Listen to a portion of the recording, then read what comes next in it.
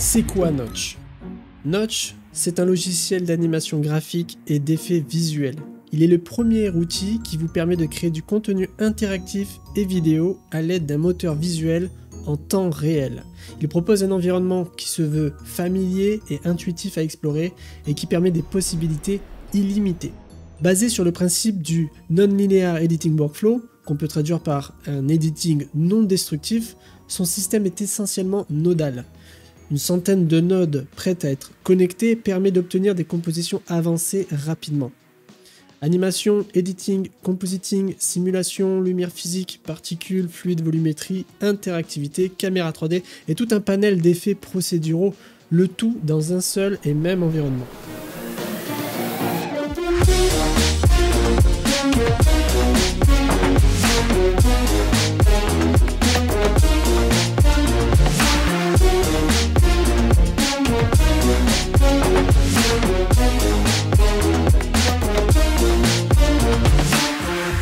Que fait Notch aujourd'hui?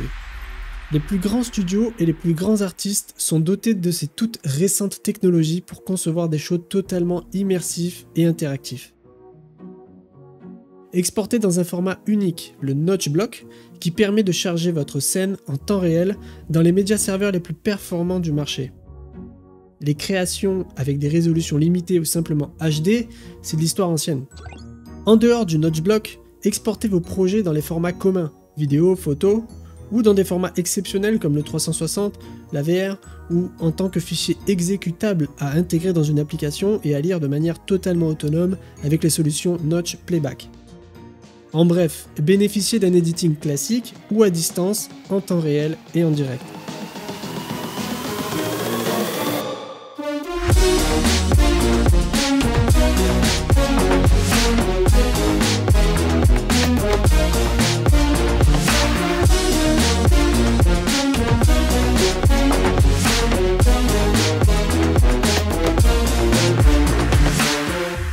Donc pourquoi je vous encourage à utiliser Notch? Tout d'abord, Notch fait et fera toujours du Notch. Il ne remplace pas les logiciels de création connus à ce jour, et je peux continuer à travailler mes scènes et mes modélisations 3D dans Cinema 4D, puisque Notch permet de lire les fichiers .c4d. Je peux continuer à profiter de mes habitudes pour animer des éléments graphiques sur After Effects, puis je composerai l'ensemble dans Notch. Avec son système nodal, Notch me permet aujourd'hui de gagner du temps de par sa logique non destructive. De composer en temps réel des effets basiques qui me prendraient 5 à 10 fois plus de temps sur After Effects, et surtout à imaginer tout type de résolution pour tout type de projet. Notch m'offre de nouvelles perspectives en me permettant d'imaginer des scènes interactives, intelligentes, pour des formats comme les vidéos 360 ou les expériences VR, qui étaient un vrai challenge à mettre en place sur les logiciels de création habituels.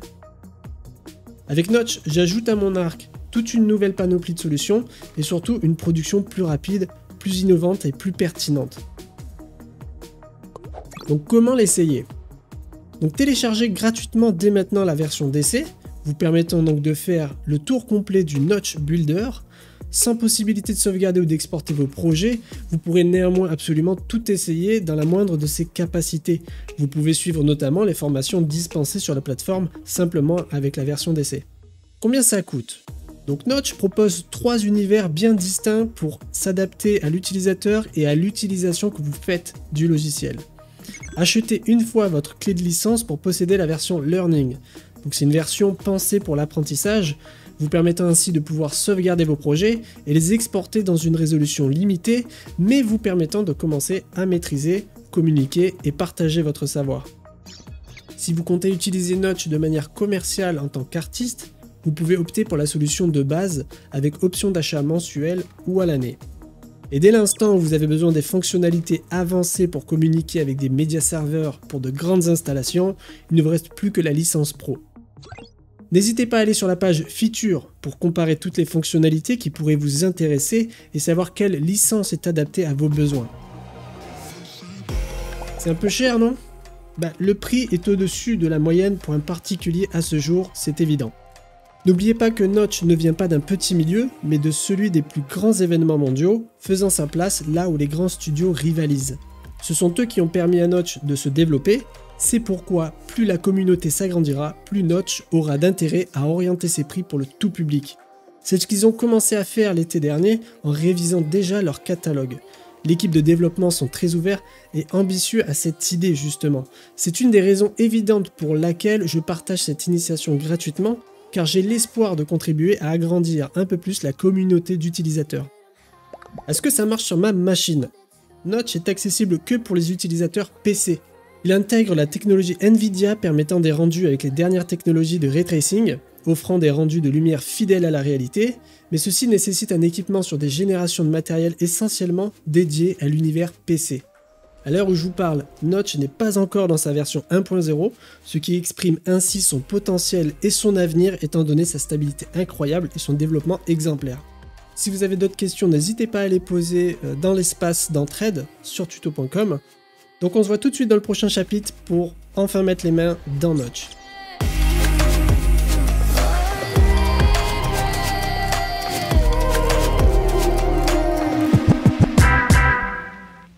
Donc nous voici dans Notch. Première ouverture de Notch, vous êtes face à ce petit splash screen disposé de 3 onglets. Ces 3 onglets vous permettent d'accéder aux fichiers récents, aux templates, qui vous permettent des templates de comprendre un peu mieux des systèmes, et les samples directement des scènes créatives pour aller encore un peu plus loin. Évidemment, tout ça est très utile pour la découverte et la prise en main de Notch. Ce que je vous propose, c'est tout de suite de cliquer sur Blank Project, donc un projet vierge, et première chose qui va vous ouvrir, c'est création du premier calque, car quand on crée une scène, il faut un premier calque. Ce calque, on peut lui donner un nom, une couleur. Il doit avoir un temps, une durée dans le temps, donc ici par défaut c'est toujours 30 secondes, et des propriétés d'affichage pour l'environnement 3D. Ces choses-là pour le moment on le verra par la suite. Je vous propose de cliquer sur OK et de découvrir l'interface pour la première fois. L'interface est disposée d'un menu classique, fichier, édition, projet et autres paramètres. Donc Notch est pensé pour pouvoir relever énormément de raccourcis classiques, mais disposés ici un peu partout dans l'interface. Peut-être que certains pourront être un petit peu étouffés par beaucoup d'onglets ici, beaucoup d'options, mais en réalité, ce n'est rien d'autre que simplement des raccourcis visibles sur lesquels vous allez pouvoir cliquer, ne serait-ce que undo, redo, copier, coller, afficher, désactiver, se déplacer, de la rotation, zoomer, reculer. Il y a des choses qui sont pour le coup assez basiques, mais ils sont juste complètement disponibles au clic. Donc en réalité, ça fait beaucoup de boutons, mais pas nécessairement des boutons de la NASA, quoi. On est sur quelque chose qui reste assez compréhensible, assez simple et surtout accessible, c'est-à-dire qu'avec votre simple souris, vous pourrez faire énormément de choses. C'est tout ce que cela veut dire. Donc, première chose, on a les premières fenêtres supérieures. Donc on va couper le logiciel en 2 temps. Ici, on a la fenêtre de propriété et la fenêtre de ressources. Et ce que je vous propose, c'est de glisser la fenêtre ressources et de la mettre ailleurs, ou la fenêtre propriété, l'un ou l'autre. Moi, personnellement, comme j'ai beaucoup de vide autour de mon viewport, je vais le mettre complètement à droite. Ça me permet d'équilibrer non seulement mon viewport, donc le viewport, c'est tout ce qui va être rendu, tout ce que vous allez concevoir va être visible ici. Donc, en glissant ma fenêtre ressources à droite, vous avez vu que je suis resté cliqué sur le nom, ça permet de le replacer. Et ben, ça permet aussi de recentrer, de mieux y voir. Donc, première chose, vous avez la fenêtre de propriété. C'est là-dedans qu'on va pouvoir utiliser l'ensemble des valeurs, les ajuster, les contrôler et donc les paramétrer. Vous avez le viewport. On va apprendre dans un chapitre dédié comment utiliser le viewport, comment se déplacer dedans. De la même façon qu'on va pouvoir retrouver tous les fichiers que vous allez utiliser externes, donc du son, des modèles, des images, des polices, n'importe quel autre fichier, vous allez voir, il en prend beaucoup Notch. Il est très puissant à ce niveau-là, je pense que vous n'avez pas idée de tout ce qu'il peut prendre. Tout va se retrouver donc ici. Et ça, c'était pour la partie supérieure. Maintenant, la deuxième grosse partie de Notch, et finalement le cœur de Notch, c'est ici. Le node graph, vous voyez son nom. Donc c'est ce système nodal qui va nous permettre de composer de manière très intelligente nos scènes. Et vous avez donc ici la node, en tout cas principale, qui est le logo tout simplement de Notch, et qui fait office de racine, donc ici de route, qui sera toujours placé au centre, et qui sera toujours fixe. On ne pourra jamais le déplacer, puisque c'est simplement l'origine du node graph. Et c'est autour de cette node-là, et à cette racine, que l'on va connecter nos nodes. Donc, où nous pouvons trouver ces nodes? Tout simplement à droite. Vous avez d'autres petits onglets ici qui sont cachés. Et évidemment, l'onglet principal pour nous, ça sera les nodes, qui sont donc ici classés par catégorie et par couleur. Donc vous avez dans l'ordre des nodes par ordre alphabétique, vous avez donc ici les caméras. Vous pourrez comme ça développer, glisser, déposer. Et vous avez ici donc accès à votre première node. Et donc classé par couleur, ici vous avez notre node de field. Première chose qu'on va pouvoir voir ensemble tout de suite en faisant ça, c'est que des nodes, ça a toute une logique de connexion, toute une logique d'entrée, de sortie, une logique aussi de hiérarchie. Vous allez comprendre comment Notch a pensé la hiérarchie dans un système nodal, parce que c'est pas tout le temps le cas. Et ici, par exemple, si je clique ma racine, cette node est vivante, elle est connectée à la racine et donc connectée à notre scène. Cette node ici n'est pas vivante, elle est déconnectée, elle est hachurée, elle n'a pas encore pris place dans notre scène, sauf si je la connecte. En faisant cela, j'accède aux paramètres ici, aux propriétés de la caméra. J'accède ici en sélectionnant la node Field Cache à ses propriétés. Donc vous pourrez remarquer aussi le système de couleurs qui nous permet de bien nous situer. Lorsque je désélectionne tout, par défaut, j'accède aux propriétés de la racine. Pour finir le tour, nous avons à gauche de notre graphe des onglets comme ça, en vertical. L'onglet donc notre graphe. Étant donné que Notch est composé aussi d'un système hiérarchique et donc d'un système de calque, nous allons retrouver ici l'onglet Timeline dans lequel nous allons pouvoir voir l'ensemble de nos calques. Ici, non seulement je vois le calque que l'on a créé au départ, mais en développant, je peux même voir et accéder aux nodes. Mais cette fois-ci, dans un système hiérarchique tel qu'on le connaît dans After Effects. Et je peux créer comme ça de nouveaux calques. Clic droit, Insert Layer, et je retrouve les paramètres de départ. Donc là, je peux avoir le moyen de renommer cela, redéfinir le temps, les paramètres d'environnement 3D que nous verrons plus tard, et même repartir à partir d'un template. Donc là, j'ai mon autre calque. En faisant cela, j'ai des onglets qui se sont créés ici, des onglets d'accès rapide à ces calques, car le but c'est de ne pas devoir obligatoirement rentrer dans la timeline pour sélectionner un calque. Si on en a 50, c'est pas mal de les avoir là-haut, car si je retourne dans mon autre graphe, ici, je suis sur mon autre calque. Vous voyez le nom. Si je revenir sur mon calque du départ, j'ai l'onglet d'accès rapide ici. Et je suis revenu sur mon calque. Donc, ce que vous êtes aussi en train de découvrir, c'est que chaque calque a son univers et son système nodal. Là est toute la puissance. C'est que non seulement on a un système nodal, mais on a donc ce fameux système hiérarchique où chaque calque va pouvoir aussi se composer avec des modes de fusion intelligente et même de créer des calques d'effets de cette façon-là. Juste avec différents systèmes nodal. Et juste en dessous, nous avons la fenêtre Curve Editor qui nous permet simplement d'animer et de rentrer en profondeur dans les animations, car oui, nous pouvons mettre des images clés aussi dans ce système-là, dans Notch. On peut créer nos propres animations, donc images clés, keyframe, tout ça peut être lissé, contrôlé là-dedans, tel un éditeur de graphique dans After Effects. C'est donc la fenêtre Curve Editor. Et plus bas, vous avez d'autres petits paramètres, et pas des moindres, puisqu'on a les préférences du logiciel pour pouvoir vraiment contrôler le logiciel, le paramétrer. C'est très important de regarder l'ensemble de ces propriétés-là. Vous avez les propriétés du projet en question. Vous avez des accès rapides pour tout ce qui est contrôle, snap et affichage audio lorsque vous mettez de la musique. La fenêtre source ici, vous voyez qu'elle est activée. Si je rappuie, on n'a plus la fenêtre source. Par défaut, on l'aura toujours, mais vous avez l'accès rapide ici. Le bin, ici c'est une nouvelle fenêtre qui nous permet en fait de faire des assemblages de nodes et de les conserver dans une bibliothèque. Très très pratique pour le coup si vous faites justement des setups de lumière, ici des lumières en 3 points. Nous voyons ici un système que vous pouvez enregistrer, donc ça c'est des systèmes qui sont déjà accessibles par défaut, mais vous pouvez vous-même créer les vôtres. Et vous avez l'historique, la fenêtre historique ici, très importante dans un logiciel de création tel que Notch, pouvoir remonter dans les manipulations que vous avez faites.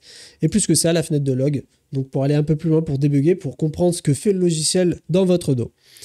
Vous avez le moyen d'avancer dans la timeline de cette façon-là, en tout cas dans la barre avec la barre temporelle, ou sinon dans la timeline, vous retrouverez cette barre ici. Donc le moyen de pouvoir avancer tout en ayant plein de choses à disposition, c'est pour ça qu'il y a des onglets un petit peu partout, qu'il y a le moyen de pouvoir contrôler, avancer. Tout est plus ou moins agencé pour essayer d'être efficace. Donc rien de bien méchant, beaucoup d'onglets, et c'est pour ça qu'on va revoir chapitre par chapitre chaque fenêtre pour être vraiment dans une maîtrise et une compréhension globale. Découvrons la fenêtre propriété. La fenêtre propriété a beaucoup de possibilités pour éditer les valeurs. Lorsqu'on sélectionne aucune node, on a donc accès aux propriétés de la node racine ici, ou sélectionner par vous-même, ça on l'a vu. Comme vous pouvez le remarquer, il y a différents moyens d'interagir. Ici on a essentiellement que des sliders, ou si je prends la node racine, ici on a donc des sliders, mais aussi des moyens de contrôler la couleur. donc on a l'aperçu de la couleur dans cette petite case, mais si je clique rapidement, on a un accès donc rapide pour pouvoir soi-même contrôler la couleur, la transparence, ou sinon des accès pour aller un peu plus loin sur des fenêtres plus communes à certains, par exemple le C pour les couleurs RGB, W pour les couleurs web et le P pour piper soi-même la couleur. On a donc le fameux slider. On va revenir là-dessus, mais ce qu'il faut savoir, c'est que le slider ici, par défaut, va de 0 à 1, par exemple. Ici, sur ces deux-là, on a de 0 à 1. Si vous voulez aller plus loin naturellement, si vous restez cliqué, vous appuyez sur la touche Alt. Et lorsque je vais déplacer encore ma souris, ben en fait, je vais aller encore plus loin que la valeur, ou du moins que ce qui était fixé naturellement. Donc, je peux aller en arrière et en avant. Ou même, pour aller plus vite, vous pouvez naturellement le mettre avec le clavier, 20 par exemple. Ou moins 50, autant de valeurs que vous voulez taper. Donc ça vous permet après de retrouver, par exemple, j'ai défini le minimal à moins 50 et le maximum à 20. Par exemple, voilà, c'est un moyen simple de contrôler des sliders. Tant qu'on y est, on peut voir d'ailleurs qu'on peut redéfinir par défaut cette valeur-là de différentes façons. On a une icône en haut qui nous le montre, cette petite icône revenir en arrière, la flèche courbée, permet ça, justement, de remettre par défaut une valeur. Donc ici, je retrouve le slider de 0 à 1 qui était initialement. Ici, par exemple, si je modifie encore la valeur, je peux faire la même chose, mais avec le raccourci Alt-R. Comme Alt Reset, par exemple. Donc, si je m'amuse après ici à cocher n'importe quoi, je peux faire revenir, en tout cas, je peux revenir sur les valeurs par défaut de l'ensemble de la node avec la même icône. Si vous ne l'avez pas vue, elle est juste là. Il y a la deuxième. Et celle-là est valable pour toute la node. Je clique une fois, ça remet tout par défaut. On continue, on avait donc ici des checkerbox, voilà, des menus déroulants. On a fait à peu près le tour des possibilités, en tout cas d'édition sur les paramètres. Menu déroulant, slider, couleur, checkerbox. De l'autre côté, on a d'autres petits boutons, 3 notamment. Donc le plus simple, c'est le L pour locker comme ça une valeur. Ça permet de ne plus pouvoir y toucher, ça vous protège. Si vous avez un slider, vous n'avez plus envie que quelqu'un touche, si vous partagez votre projet ou de vous-même, si vous voulez être sûr de ne pas remettre les mains dessus, vous le protégez. Vous avez le K derrière. Vous voyez que vous n'avez pas toute impossibilité d'avoir certains paramètres. Donc ici, le K qui veut simplement définir la possibilité d'animer, donc comme keyframe, image clé. Si je clique une fois, ben je peux après avancer dans le temps et m'amuser à animer ça. Vous pouvez annuler l'image clé en faisant Shift, clic, OK, et ça revient par défaut. Et juste derrière, vous avez le point d'interrogation. Pareil, si je change de node, le point d'interrogation va arriver sur certaines valeurs. La keyframe, pareil, on peut animer certaines valeurs. On ne peut pas animer un menu déroulant, par exemple. C'est pour ça qu'il n'y a pas la keyframe. Voilà, par exemple, ici, la transparence de notre calque. Si je clique sur le point d'interrogation, ça va ouvrir une fenêtre qui est découpée en 3 parties. La partie propriété, exposition et ArtNet. Donc dans l'ordre. En tout cas, ce qui est important à connaître, c'est ici, par exemple, en propriété, on peut remettre soi-même la valeur du slider, si c'est un slider. Si là, on met moins 1000 et 1000, le slider va donc changer. Si je vais tout en bas, il va être à moins 1000 et ici, plus 1000. Par exemple. Ce n'est pas le plus important. Ce qui nous intéresse le plus, en tout cas, dans le point d'interrogation, en tout cas, ce pourquoi vous allez souvent l'utiliser, si vous l'utilisez, c'est le moyen d'exposer la propriété. Vous pouvez renommer layer alpha. Et voilà, vous allez comprendre. C'est exposé à partir d'un groupe qu'on peut renommer encore. Tout ça, ça permet en fait d'exposer pour la simple et bonne raison de pouvoir retrouver cette valeur en dehors de Notch, en dehors de votre logiciel. Je le rappelle, Notch est un logiciel temps réel. Le but, en tout cas, c'est de contrôler votre scène ailleurs que votre logiciel. Contrôler votre environnement 3D temps réel, si c'est du 3D, en tout cas ailleurs. Donc par exemple, ici, j'ai exposé cette valeur. Et donc derrière, les nodes, on a différents onglets encore, et cette fois on va pouvoir découvrir l'onglet Exposed. Donc vous avez vu qu'on pouvait renommer route. Ici j'ai le fameux layer alpha et voilà, et donc là on a la valeur en question. Cette valeur là, donc ici elle me montre simplement que en effet je l'ai bien exposé. Je peux continuer encore à la contrôler, mais le plus important pour nous c'est qu'on va pouvoir découvrir ce slider. Et d'ailleurs si on veut encore continuer ce slider, on peut aussi rajouter ça, et là je veux juste dire ça va de moins 50 à 50. Je retrouverai donc ce slider précisément en dehors du logiciel, si c'est du média serveur ou même sur une interface web. Par exemple, l'interface web, vous pouvez le voir ici dans Project Settings, Web GUI Enabled. Donc tout cela, on va pouvoir le voir ensemble. Si vous l'activez, vous pourrez retrouver vos valeurs exposées. Donc si vous voulez contrôler votre caméra, vous exposez autant de valeurs qui vous intéressent. Si c'est changer la couleur, changer du texte, contrôler un peu ce que vous voulez, quoi. Voilà l'intérêt de ce point d'interrogation qui a une valeur et une puissance extrêmement forte pour Notch, par exemple. On l'a fait plus ou moins le tour. Le plus important, par exemple, si vous voulez avoir des pré-contrôles, vous ne voulez pas les refaire plein de fois, on va donc créer des presets. Ici, par exemple, j'ai dit, voilà, moi, à chaque fois, cette route node, par exemple, je veux qu'elle soit sur ce paramètre, je veux avoir un fond comme ça, et on n'en parle plus. Et moi, je veux que ça ne bouge plus. Donc, je vais créer un preset en haut, tout en haut, vous voyez. Je fais le petit plus, créer un preset, et je vais appeler ça, voilà, moi quand je démarre un projet, je veux que ça soit comme ça, avec ce starter. Donc vous voyez, maintenant j'ai un menu déroulant qui arrive, starter, je vais faire maintenant un autre, starter rose. Donc là j'ai différents moyens de contrôler, donc là je dis ça, je l'injecte, ou alors le rose, boum, je l'utilise. Et sinon vous avez les trois petits points, et on enlève, on renomme, on fait ce qu'on veut. Et là je vais revenir par défaut avec ce petit bouton là. Donc on a fait un petit tour de ces éléments, mais il y a bien une icône que je vous conseillerais le plus dans Notch et qui est accessible dans les propriétés, c'est le point d'interrogation. Vous cliquez dessus et vous allez avoir directement la doc sur la propriété, sur la fenêtre dans laquelle vous êtes. Ici, vous ouvrez donc le manuel sur le root node qui va vous expliquer toutes les valeurs, son fonctionnement, son utilisation. Si vous êtes dans caméra, vous appuyez sur le point d'interrogation, vous accéderez à la doc de la caméra de cette node en question. Ce point d'interrogation, c'est vraiment votre arme principale dans Notch. Voilà pour ce qui est de la fenêtre des propriétés. Donc la fenêtre ressources, vous voyez que j'ai ouvert. Donc la fenêtre ressources, je le rappelle, peut être ouverte et fermée directement via l'onglet RES en bas, RES comme ressources. Lorsqu'on a plusieurs ressources, vous voyez qu'on peut les trier de différentes façons. Quand je fais clic droit là-dedans, c'est là que je vais contrôler la fenêtre ressources, tout simplement. On va faire le tour assez vite, hein, vous allez voir. Donc on peut les ranger par nom, par date ou par genre de fichier.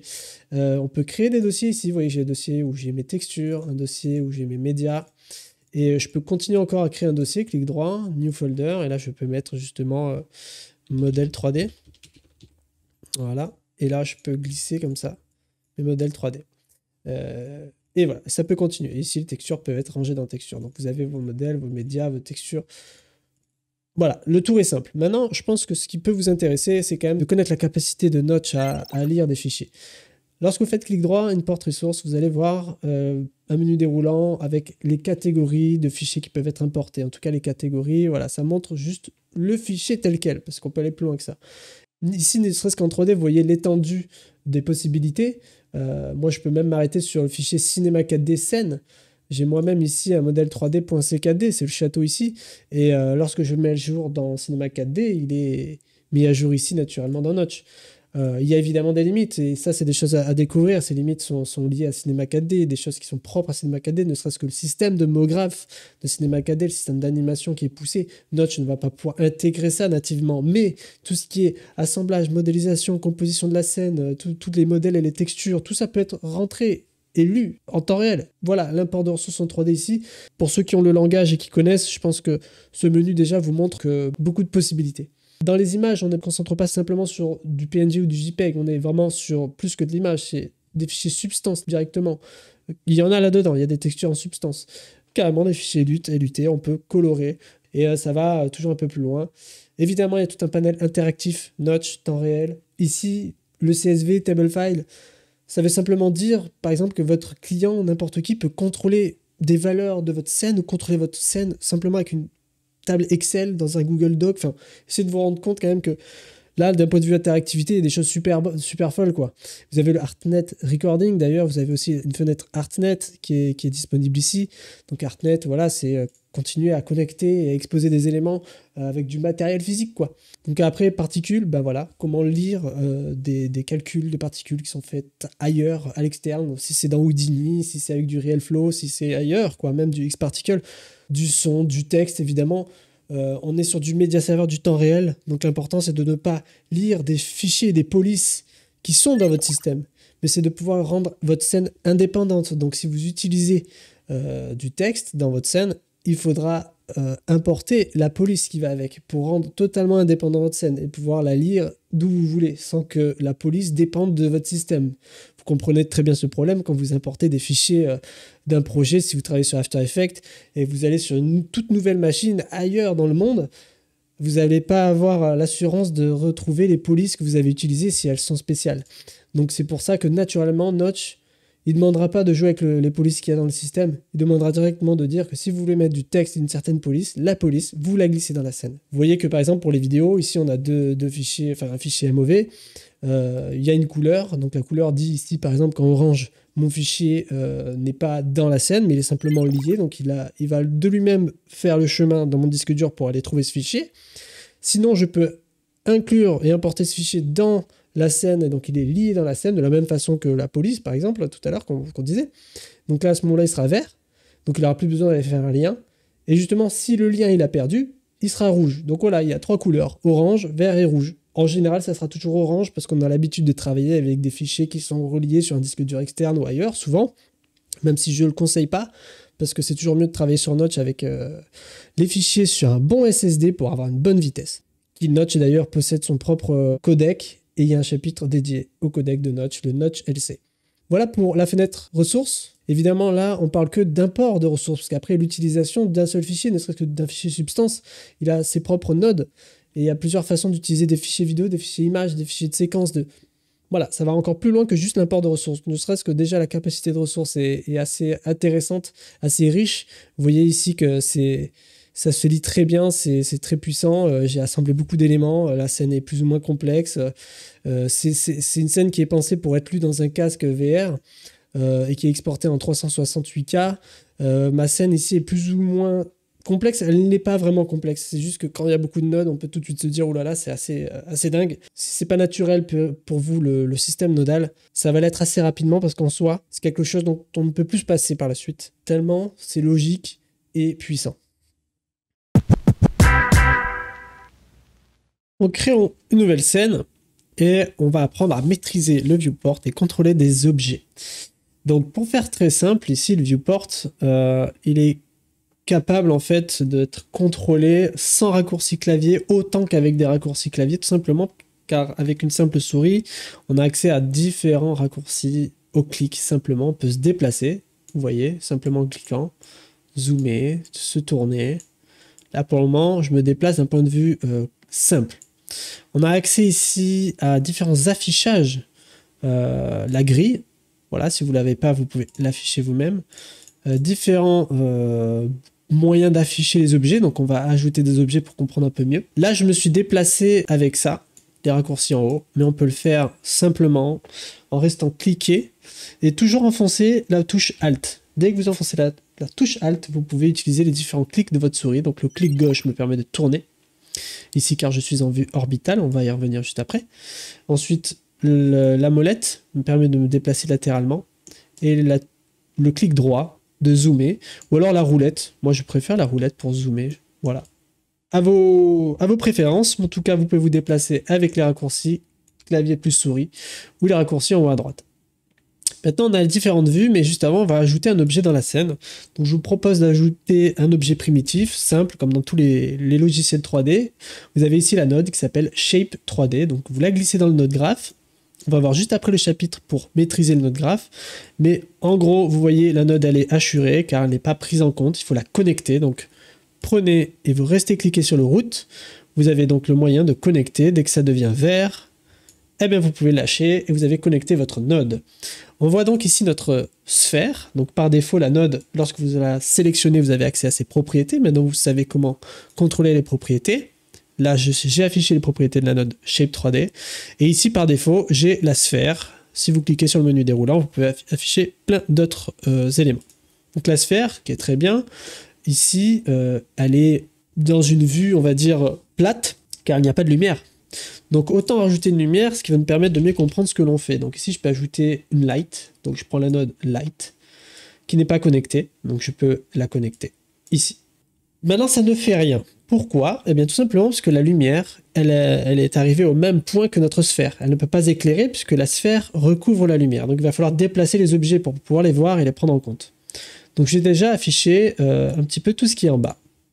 Vous avez vu que dès que vous cliquez sur l'ensemble des raccourcis d'affichage, vous pouvez voir plus de moyens de visualiser ce qu'il y a dans la scène. Donc je vous laisse regarder de vous-même, mais ici les handles par exemple, ça va être très important, c'est les poignées, pour déplacer des objets. Déplacer quoi? Ben, on a la bounding box, ça me donne la zone dans laquelle est sélectionnable l'objet, dans laquelle l'objet se trouve. Et les range indicators, par exemple, très pratique pour la lumière, ça permet de voir ici le spot, car la lumière par défaut est un spot.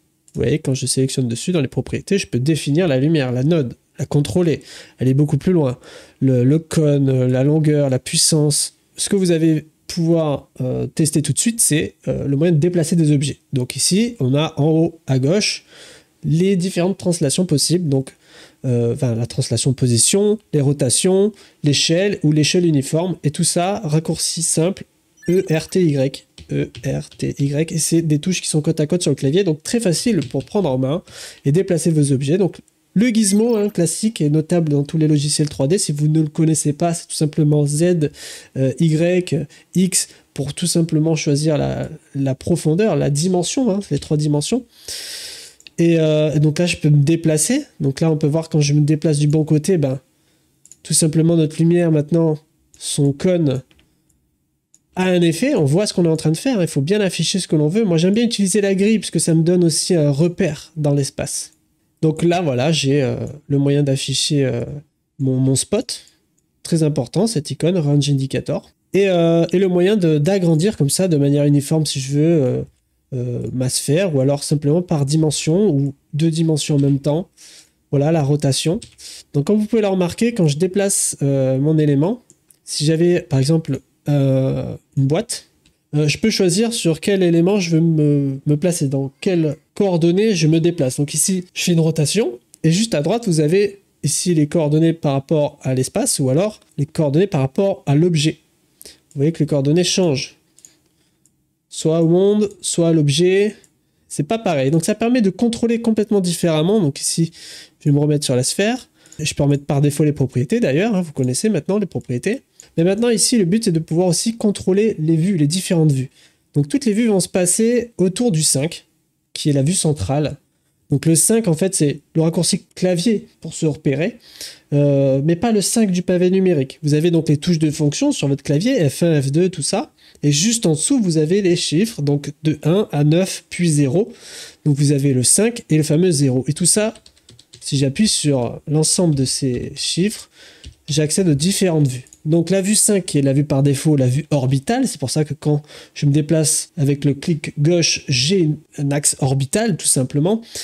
Juste avant, vous avez 4 vues, donc 1, 2, 3, 4. C'est vue classique, perspective, gauche, de face, de dessus.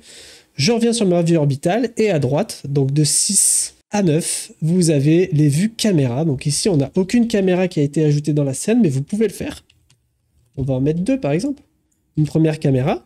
Donc là, je suis sur ma caméra. Si je restais dans ma vue orbitale, je la verrais là-dedans. Mais sinon, je peux me glisser dans ma caméra et me déplacer. Ou alors, je peux le faire complètement de là. Évidemment, il faut activer le range indicator parce que c'est très compliqué pour contrôler des caméras sans savoir ce que ça prend, où c'est. Sinon, je peux me mettre dedans, désactiver ma grille et là, on peut voir en plus les grilles, les différentes grilles. Donc, on a les grilles, les tiers, pour choisir les points chauds, très, très, très pratique. Donc ça, c'est des grilles très simples à comprendre, mais c'est là, ça permet de le voir. Donc là, j'ai mis une caméra, je vais en mettre une deuxième, je la connecte aussi, toujours connecter les nodes, sinon vous ne pourrez pas les utiliser, ni les voir. Donc là, je suis dans ma deuxième caméra. Ah, vous voyez, dès qu'on commence à se perdre, il y a quelque chose qui est assez bien d'ailleurs, vous pouvez vous mettre dans la vue orbitale, dès que je me perds, comme ça, je peux afficher la grille, ça peut m'aider, mais si je suis vraiment perdu, je sélectionne un objet, voilà, et j'ai le bouton ici, Focus Orbit, sur l'objet sélectionné. Et là, ça me permet de revenir alors que je m'étais perdu. Et ça marche pareil dans le node graph. Là, je suis perdu dans le node graph. J'ai le même bouton juste ici. Et ça, on reviendra sur le chapitre qui correspond. Donc là, on a 2 caméras. Et donc là, je peux sélectionner une caméra puis l'autre. Et on peut en ajouter encore 2. Et derrière, on a même la possibilité d'aller sur la caméra par défaut. Sauf qu'il faut le définir nous-mêmes. Donc si je prends la node de notre scène, donc la root node, je peux choisir moi-même la current caméra. Donc ici, on a le moyen de choisir soit les caméras que je viens d'ajouter, je peux en ajouter autant qu'on veut, soit les vues classiques, on a la vue orbitale. Moi, je peux prendre la caméra 2. Et admettons, là, je suis sur ma vue orbitale, sinon je dis, je veux la caméra de la scène, qui est donc 0. Voilà pour les différentes vues. Puis après, c'est l'ordre de vos caméras, mais ça, on va voir la hiérarchie des nodes. Si vous voulez qu'une caméra devienne la caméra 1 ou 2 ou 3 ou 4, ça va être l'ordre dans lequel elles vont être, car l'espace nodal est vu de manière hiérarchique, que ce soit de haut en bas ou de gauche à droite, mais ça, on y revient dans le chapitre qui correspond au node graph. Ensuite, vous avez des nodes qui sont très simples ici, des raccourcis très simples, pour loquer les positions X, Y, Z dans le gizmo. Si vous voulez plus toucher à la profondeur ici, eh ben, on va dire lock position Z, et on a accès que en 2D, X, Y. Et vous pouvez faire ça pour toutes les rotations, l'échelle. Ici, derrière, vous avez des zooms du viewport, donc c'est des zooms digital. Vous pouvez restaurer ça avec le bouton qui correspond, prendre une photo d'écran. D'autres petits raccourcis, notamment de ray tracing ici, qui correspondra au ray tracing quand on le verra. Le moyen d'activer le sélectionnement, enfin sélectionner les objets au pic, voilà, dans le viewport directement, parce que par défaut, on ne peut pas nécessairement le faire. On a la lumière ici et le moyen d'afficher aussi différents shadings. Quand on travaillera les matériaux, notamment, on peut choisir quelle couche, quelle passe on veut afficher seulement dans le viewport. Ça permet d'aller beaucoup plus loin. La résolution du viewport, vous pouvez la redéfinir pour optimiser, pourquoi pas, vos performances. Vous maîtrisez maintenant le viewport, les caméras, les contrôles d'objets et on peut continuer.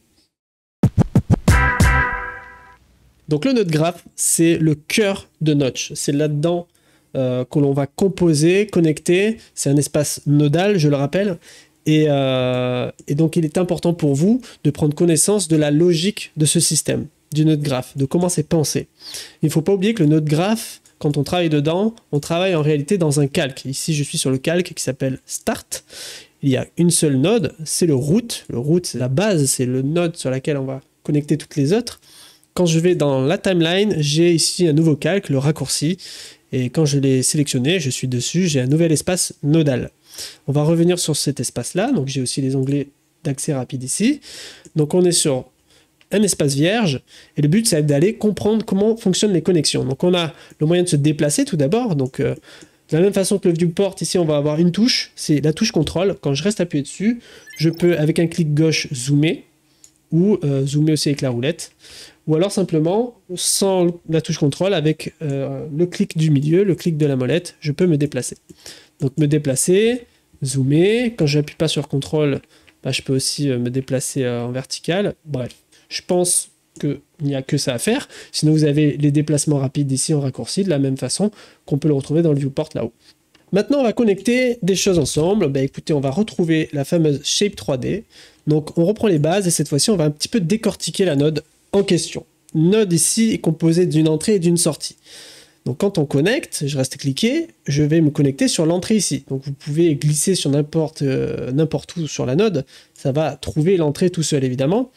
L'entrée, ça sera toujours en haut à gauche. La sortie, ça sera toujours ici. Et d'ailleurs, lorsque vous laissez votre souris, il y a toujours les indications qui vous expliquent quand même ce qu'il se passe en dessous. Donc l'output est là. Et vous allez retrouver ici, donc là je n'ai qu'une entrée, et c'est les propriétés, c'est-à-dire qu'on peut ajouter autant de propriétés, les sortir et les connecter à d'autres nodes. Donc on va le voir tout de suite. Admettons, je prends l'exemple du nul. La node nul est ici utile pour pouvoir permettre des ponts, des connexions, des contrôles. Ça, c'est quelque chose qu'on reverra régulièrement dans les ateliers. Et le but de ces propriétés en dessous, c'est de pouvoir aller les connecter à d'autres. Donc admettons, si le nul, je veux me dire de le contrôler, je peux développer les propriétés de cette node. Admettons, là on les voit ici, mais je peux les voir dans le node graph en double-cliquant. Et là, on affiche l'ensemble des propriétés qui sont connectables. Donc on voit ici des petites checkerbox qui sont face à chaque propriété, et je peux aller choisir quelle propriété je vais aller prendre. Admettons, je vais prendre les 3 positions. Maintenant, si je prends mon objet nul, et que je déplace les positions de l'objet nul, je déplacerai aussi les positions de ma sphère. Donc, c'est une façon de connecter des propriétés. Déjà, on va voir comment déconnecter, quelque chose qui est très simple. J'appuie sur CTRL-SHIFT. Je vous conseille vraiment ce raccourci. Et lorsque vous avez appuyé sur ces deux touches en même temps, je suis sur les touches enfoncées, votre souris va pouvoir afficher la zone rouge, vous cliquez, ça déconnecte. Donc la connexion, on la connaissait en cliquant, mais je vous propose le raccourci CTRL-R. R comme route, donc pas compliqué à se souvenir. Si vous avez connecté un ensemble de nodes, admettons j'ai deux fois des shapes, plutôt que le déconnecter si je ne veux plus la voir, ici elle est là, je peux la cacher sans la déconnecter. Ça permet de désactiver des zones en fait du node graph ou de votre espace nodal sans avoir à chaque fois à déconnecter si vous ne voulez plus le voir. Donc pour désactiver, CTRL 1 pour désactiver, donc le 1 c'est le chiffre qu'il y a sous les touches de fonction et je ne parle pas du 1 du pavé numérique de votre clavier, donc CTRL 1 pour désactiver et réactiver autant de fois et vraiment rapide, donc vraiment deux touches enfoncées et ça vous allez vous en servir régulièrement. Donc voilà maintenant pour activer, désactiver, connecter, déconnecter. On a une façon de connecter plutôt que celle-ci, quand on double-clique sur une valeur, c'est un peu pénible si vous voulez d'aller se connecter comme ça. Bon déjà il y a une façon, vous voyez que là si je veux aller à plusieurs endroits en même temps, c'est un peu pénible car je dois cliquer à chaque fois. Donc là si je fais CTRL SHIFT enfoncé, je peux déconnecter d'un seul coup l'ensemble. Et si je reste cliqué ici, je vais rester appuyé sur SHIFT du clavier et là, lorsque je lâche la souris et que je clique, je ne perds pas mon câble. Et je peux cliquer comme ça autant de fois que je veux. Et là, je double-clique pour enlever les propriétés. Ça me permet de pouvoir associer plusieurs connexions d'un coup. Bon, c'est une façon de faire, mais moi, je ne l'aime pas. Tout simplement parce que lorsqu'on veut juste connecter une seule propriété, c'est vraiment pénible d'aller ouvrir toute cette liste. Donc, qu'est-ce qu'on fait en général? La méthode la plus rapide, c'est d'aller sélectionner la propriété qui nous intéresse, du moins aller la trouver. Donc là, je me glisse par exemple roughness. Et je prends directement ma node en question et je glisse sur la propriété. Et là, en fait, ça va tout simplement aller la jeter et la connecter. Donc c'est une façon beaucoup plus simple de faire, c'est d'aller soi-même la chercher, glisser et connecter, et ça va l'amener en dessous. Voilà pour les connexions et les déconnexions. On va aller un petit peu plus loin maintenant, on va essayer de comprendre un petit peu l'intérêt de certaines choses. On va aller un petit peu plus loin maintenant, on va essayer de comprendre un petit peu l'intérêt de certaines choses. Donc là, on va prendre un cas pratique, je reprends ma shape et je veux reprendre aussi la lumière, parce que ce sont des nodes que l'on a vues juste avant. Donc la lumière, je la glisse derrière, et on voit que ma sphère, quand elle sort du cône, elle n'est plus éclairée. Donc pourquoi pas dire à ma lumière, puisqu'elle a une propriété de cible, ici target node, de lui dire, ben alors à ce moment-là, oriente-toi toujours sur ma sphère. Donc je prends ma sphère et je lui dis, moi, tu me regardes, donc je la connecte sur la cible. Donc naturellement, quand je déplacerai ma sphère, ben la light, elle va s'orienter vers la sphère. Pour aller un peu plus loin, je peux dire, allez, je vais bouger ma sphère. Donc là, évidemment, je vous montre des nodes, mais le but, c'est de pouvoir aussi vous comprendre à terme, mais au moins là, on comprend les connexions, leur intérêt. Donc je glisse ici sur X, puisque là, je veux jouer sur les abscisses ici. Donc je remets par défaut à 0. Et Math Modifier, donc si je mets Play, va bouger ma sphère naturellement. Donc je peux baisser la vitesse. Et ce qui est super, c'est que je peux augmenter l'intensité. Ma sphère sera toujours éclairée. Elle est animée en position X. Tout ça grâce à des petites connexions simples et des nodes qui sont faits pour. Ce que je vous propose, avant d'aller un peu plus loin sur les types de raccourcis, c'est de voir un peu à quoi ressemblent d'autres nodes. Et de connaître aussi un fondement important de notre graphe, c'est la hiérarchie. Ici, j'ai une node vidéo. Donc, premier abord, elle ressemble comme toutes les autres. C'est juste qu'elle a sa couleur. Sauf que la node vidéo peut me proposer de voir sa vignette. Donc, si j'appuie sur Shift et que je double-clique, je peux voir ce qui se passe dedans. Shift double-clic et pas simplement double-clic. Parce que si je double-clique, j'affiche les propriétés. Donc, Shift double-clic. Voilà, ça me permet d'afficher ça. De la même façon, si je prends un node de nul, mais pour la vidéo, que je le connecte, Shift double-clic, ça me permet de voir ce qui se passe. Si je mets Play, donc je vois en même temps un aperçu de ce qui se passe dans ma node. Je peux aussi donner un aperçu sans le connecter dans mon espace, un aperçu pour chaque node qui contient de l'image, du contenu. Il y a le Preview in Viewport, donc j'affiche ce qui se passe dans cette node en aperçu. Donc CTRL F1 ou simplement je coche la case ici. Donc là, je peux voir la node en question.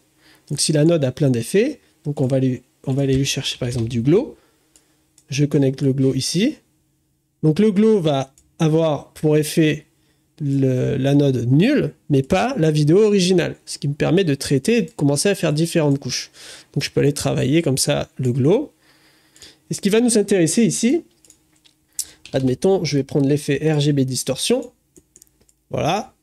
Bon, le but c'est pas de faire quelque chose de beau, mais c'est de comprendre la hiérarchie dans le node graph. Parce que le node graph, il va donner un ordre de processus. Il y a un sens.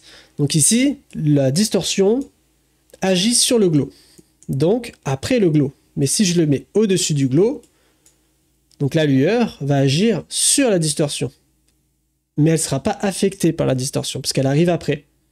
C'est une hiérarchie, ça se lit de haut en bas. Mais de la même manière, ça va se lire de gauche à droite. Si c'est au même niveau, c'est d'abord la distorsion, sens de lecture, puis après la lueur, donc le glow. Ça, c'est très important, parce qu'il suffit que vous soyez mal organisé, vous vouliez un effet particulier, vérifiez bien votre hiérarchie. Si vous avez vu les chapitres d'avant, vous avez les ordres de caméra. Pour définir quelle caméra prendra la position 1, 2, 3 et 4, bah ça sera simplement respectant la hiérarchie dans le node graph. Ça, c'était très important de le voir. Ensuite, on a d'autres types de nodes. On a ici des matériaux. Donc ça, je vais l'enlever. CTRL F1.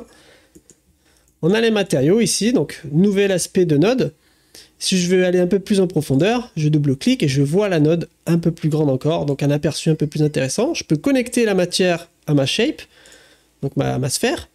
Et je vais changer ça pour qu'on voit ce qui se passe en temps réel. Donc non seulement ma sphère change parce qu'elle est connectée, j'ai dit que c'était la matière, elle était attribuée ici, mais la matière, je vais demander que la vignette soit plus grande. Évidemment, vous allez pouvoir aller beaucoup plus loin. Vous voyez en dessous les propriétés. On peut connecter les textures, les reliefs, les réflexions. Et donc l'aperçu va se mettre à jour ici aussi. On a d'autres genres de nodes. De la même façon qu'on a de la vidéo, on peut avoir de l'image, mais aussi on a les générateurs. Les générateurs ici, si je shift et double-clic, je peux voir ce qui se passe. Du fractal. Voilà, il y a plein de genres de générateurs. Et ensuite, on a les systèmes de particules. Procéduraux, rigides, physiques, field. Voilà, ça c'est plein de systèmes. Ils ont tous cet aspect-là. On a les fameux render, layer, surface, texture. C'est à peu près la même tronche, c'est la même chose. Ça c'est, voilà, l'idée c'est de voir un peu tous les styles de nodes qu'il y a. C'est vraiment, par exemple ici on est vraiment sur des systèmes indépendants dans le système nodal déjà présent. Ça permet ici d'avoir plusieurs systèmes de particules totalement indépendants dans l'environnement. Tout ça est indépendant. Si je vous montre tout ça, c'est pas pour vous perdre, c'est surtout pour que vous ayez une découverte de ce qu'on peut trouver dans le node graph. Et puis il y a des façons de ranger son node graph. Il y a les régions. Les régions c'est très très bien. Je vous conseille vraiment pour vous organiser. Voilà, on peut changer la couleur, le renommer notamment. On a les commentaires, comment. Les commentaires, ne mettez pas d'accent. Mettez pas d'accent. Voilà, et là on a un commentaire. Et on peut s'organiser. Je vous conseille d'ailleurs quand vous créez d'organiser comme s'il y allait avoir toujours quelqu'un qui récupérera votre projet. C'est une façon de penser qui est très importante quand on travaille, parce que quand vous réouvrirez aussi vos projets plus tard, vous remettre dans votre chambre pas rangée, c'est jamais facile. Il y a après ici tout plein de raccourcis. On a vu le raccourci pour se recentrer sur la route node. Si vous êtes sélectionné, vous avez sélectionné une node mais vous l'avez perdue, vous avez le bouton ici pour vous centrer sur la node en question. Et puis après, vous pouvez cacher comme ça les vignettes, les connexions. Je crois que les connexions c'est là, input, output. Et vous pouvez changer aussi le type de connexion derrière. Bon voilà, le lasso plutôt que le rectangle. Voilà pour les raccourcis. Et ce que j'aimerais vous présenter derrière, c'est justement d'autres raccourcis cette fois pour aller un peu plus loin. On a vu le raccourci pour connecter, CTRL R. Il y a le raccourci pour déplacer, donc le Shift, clic gauche. Voilà.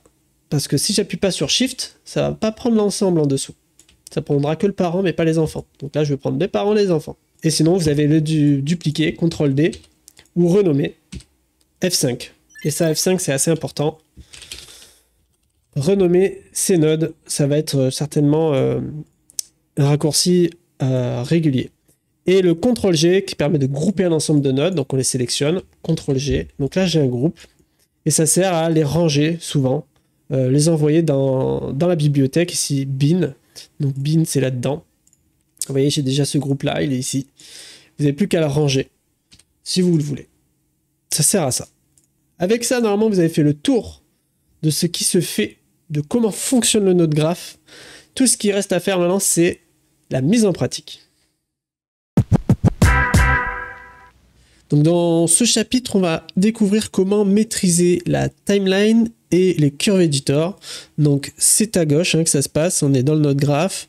Et je peux aller de la timeline ici au curve editor avec le raccourci aussi F1, F2, F3. Voilà, je peux me balader sur les 3 panneaux. Ces 3 panneaux ensemble offrent énormément de possibilités, encore une fois.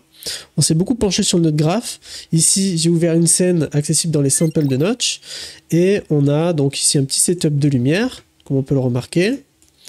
Petit setup tout autour. Donc je peux activer en sélectionnant CTRL 1 et je rappuie CTRL 1 pour activer, désactiver. Une lumière scatterée derrière pour donner du volume. Et on a ici la statue, l'objet 3D et les matériaux. On a des petits effets, color correction, film grading. Et donc ensuite on a la timeline. C'est ce qui va nous intéresser. Donc on a le calque statue avec le node graph qu'on vient de voir ensemble. Ce qu'on aimerait maintenant découvrir, c'est comment utiliser un peu la timeline, comment elle se compose, comment on se balade dedans. Et donc le but, nous, dans cet atelier, on va dire, c'est de retrouver un petit peu une logique d'utilisation de compositing telle qu'on pourrait l'avoir dans After Effects. On peut travailler en pensant comme ça, ou travailler uniquement dans un seul espace de node graph ici sur un calque, et penser à ce que tout soit temps réel, tout mettre au même endroit. Donc nous, le but ici, c'est justement essayer de séparer un petit peu des calques, travailler un petit peu là-dedans, et avoir quelques animations pour découvrir ensemble des manipulations ici dans le Curve Editor. Curve Editor qui est donc dédié à l'animation des images clés que l'on créera ensemble. Donc la timeline. Ce que je vous propose, c'est de faire une petite séquence avec 2-3 caméras sur un petit bout de musique. Donc ici, dans mes assets, j'ai un petit son. Donc ce que je vais faire dans la logique, je pourrais mettre le son, l'ajouter dans la scène, ici. Mais puisqu'on réfléchit compositing, autant l'avoir séparément sur un calque. Donc je vais créer un nouveau calque et je vais l'appeler audio. Voilà, je n'ai pas besoin d'afficher le calque, je peux lui donner une couleur. Voilà, par exemple. Et je peux le glisser au-dessus. Parce que l'intérêt, c'est pas que le calque vienne agir. Vous avez vu que le calque, quand il passe après dans la hiérarchie, donc ça va de haut en bas. En bas, c'est le dernier qui est élu. Et donc le dernier passe par-dessus la statue ici. Donc je n'ai plus rien. Mon calque ici est en noir, background color 0. Ce qu'on peut voir tout de suite, c'est qu'on a aussi le composite blend mode. Donc les calques peuvent du coup se compositer entre eux, se superposer avec des modes de fusion. Voilà, si je mets en additif, bah, le noir disparaît. Donc pour le moment, on va y revenir plus tard. Vous allez voir que c'est beaucoup plus puissant que ça. Donc je mets le calque audio au-dessus. Je vais dans le node graph, donc je suis bien sur le calque audio. Donc je n'ai plus rien ici. Et je vais juste glisser le son. Donc par défaut, il voit que c'est un fichier son, donc il va trouver la node qui correspond. Donc je vois mon fichier son là-dedans. Je le connecte à ma scène, et quand je vais dans ma timeline ici, j'ai ma node, donc je peux le retrouver. Donc quand on développe un calque, on peut voir toutes les nodes qu'on a ajoutées dans ce calque. Donc ça peut être rapidement chargé. Vous avez vu le nul, ici, dans le node graph, il est connecté 4 fois aux lumières. J'ai 4 lumières qui sont connectées à ce nul, donc qu'est-ce qui se passe? C'est que dans ma timeline derrière, eh ben, on a une hiérarchie qu'on peut retrouver visuellement. Donc vous avez vu, il y a 2 façons d'afficher la timeline. On peut l'afficher avec les hiérarchies ou sans les hiérarchies. Bon, bah moi je vous conseillerais avec les hiérarchies, c'est toujours un peu plus lisible. Après vous faites à votre aise. Donc ici, on peut retrouver à chaque fois toutes les nodes développées. Et ici, j'ai mon son. Quand j'ai une piste son, l'avantage de le mettre séparé sur un calque, c'est qu'on pourra ici l'écouter. Moi j'ai le son qui joue.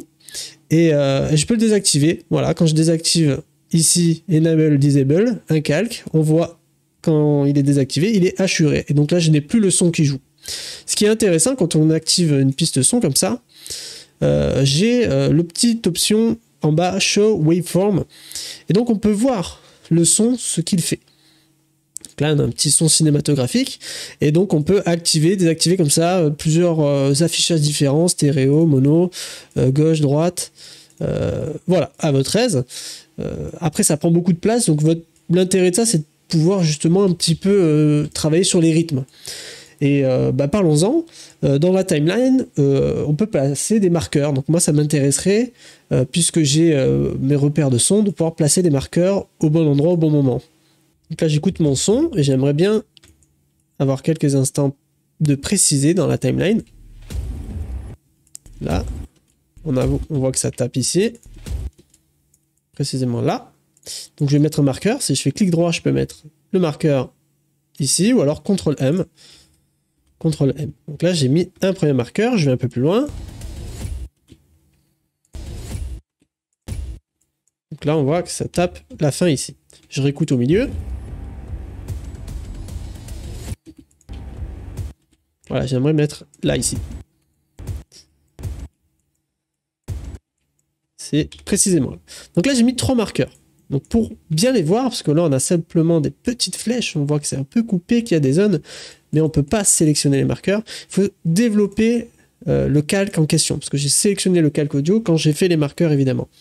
Donc là, j'ai le marqueur 1, 2, 3. Bon, d'ailleurs, ils ont été renommés parce que j'ai d'abord mis le 2 ici et le 3 après, là-bas. Donc, on va simplement double-cliquer sur le marqueur. Ici, je vais dire intro. Cam 2. Outro. Du coup, en vrai, ça c'est la cam 1. Et l'intro, en fait, elle se place à ce niveau-là. Là, si je mets un autre marqueur, ça c'est vraiment l'intro. On rentre. Donc là, je n'ai plus besoin de mon son. Je peux enlever. J'ai des marqueurs qui vont pouvoir m'aider. Je peux aussi changer la couleur. Ça peut pas mal aider. Si j'affiche ici mon waveform, je peux aussi couper maintenant mon calque. Voilà, je sais qu'à partir de là, je n'ai plus de son. À partir de 6 secondes. Donc, j'ai plusieurs façons. Soit je change les paramètres et je mets que à 6 secondes, c'est terminé. Soit de moi-même ici, je peux faire clic droit, trim end to current playtime ou avec les crochets. Voilà, il y a plusieurs façons de faire. Donc là, du coup, ça a changé le range. Ça va de 0 à 6 secondes. Et on a 4 marqueurs. Ce qui est bien, c'est qu'on a les snaps ici. On a le P, c'est snap to time marker. Donc quand je vais comme ça jouer avec des calques, je vais pouvoir comme ça, hop, me coller à mes marqueurs assez rapidement. Donc en effet, on va pouvoir maintenant avoir des mouvements de caméra. Et ces mouvements de caméra, quand on va aller les créer, on va pouvoir les coller à nos marques. Donc on peut avancer, on a la statue. Et j'aimerais voir du coup avec vous une dernière chose, c'est qu'on peut compositer les calques entre eux. Donc je vais recréer un calque, insert layer, on va l'appeler effet. Voilà, je vais rien changer. Si je fais F5, je peux même changer encore son aspect. Ici ça sera bleu, c'est joli. Donc je vais dedans, j'enlève la waveform et je vais mettre des petits effets. Donc ce que je vais faire, c'est que je vais juste retourner dans la composition statue. Si on se souvient bien, statue, donc déjà elle a disparu parce que je viens de créer un calque effet qui a pour fond un background. Donc si je le désactive, je retrouve ma statue. Faut pas oublier ça. Attention, on travaille en hiérarchie ici. Donc ce que je voulais faire, c'est que dans ma statue, dans le node graph, j'ai des effets. Vous avez vu, effet de color correction. Donc je vais les récupérer, je coupe, donc CTRL X, je les enlève d'ici, je les garde en copie, et je vais dans les effets, et je le colle, et cette fois je le connecte à mon root node.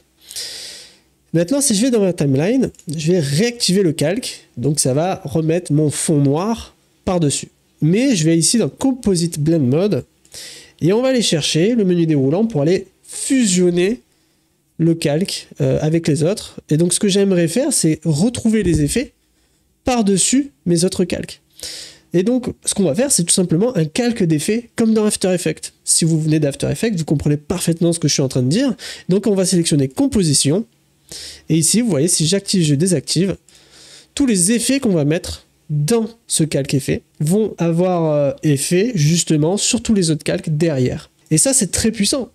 Donc ce qu'on va faire encore une fois maintenant, c'est ajouter un fichier vidéo. Donc ici, j'ai des vidéos de footage, des vidéos de texture. Donc si je glisse un fichier vidéo, il va par défaut mettre un vidéo loader. Donc si je fais preview, on voit, si je mets play, bon j'ai du son, je vais le désactiver maintenant qu'on n'en a plus besoin. Si je mets play, on voit que j'ai un fichier vidéo, je peux aller en chercher dans le menu déroulant, il va trouver les autres. Donc c'est des textures comme ça qui m'intéressent, que j'aimerais mettre par-dessus et les faire s'afficher de temps en temps ou juste sur les transitions de caméra pour sentir comme s'il y avait des petits sauts d'image. Voilà, je prends du footage directement. On peut avoir un effet glitché directement dans Notch, on pourrait s'amuser à le développer, mais là par exemple dans ce genre de contexte, on a vraiment de la texture pure.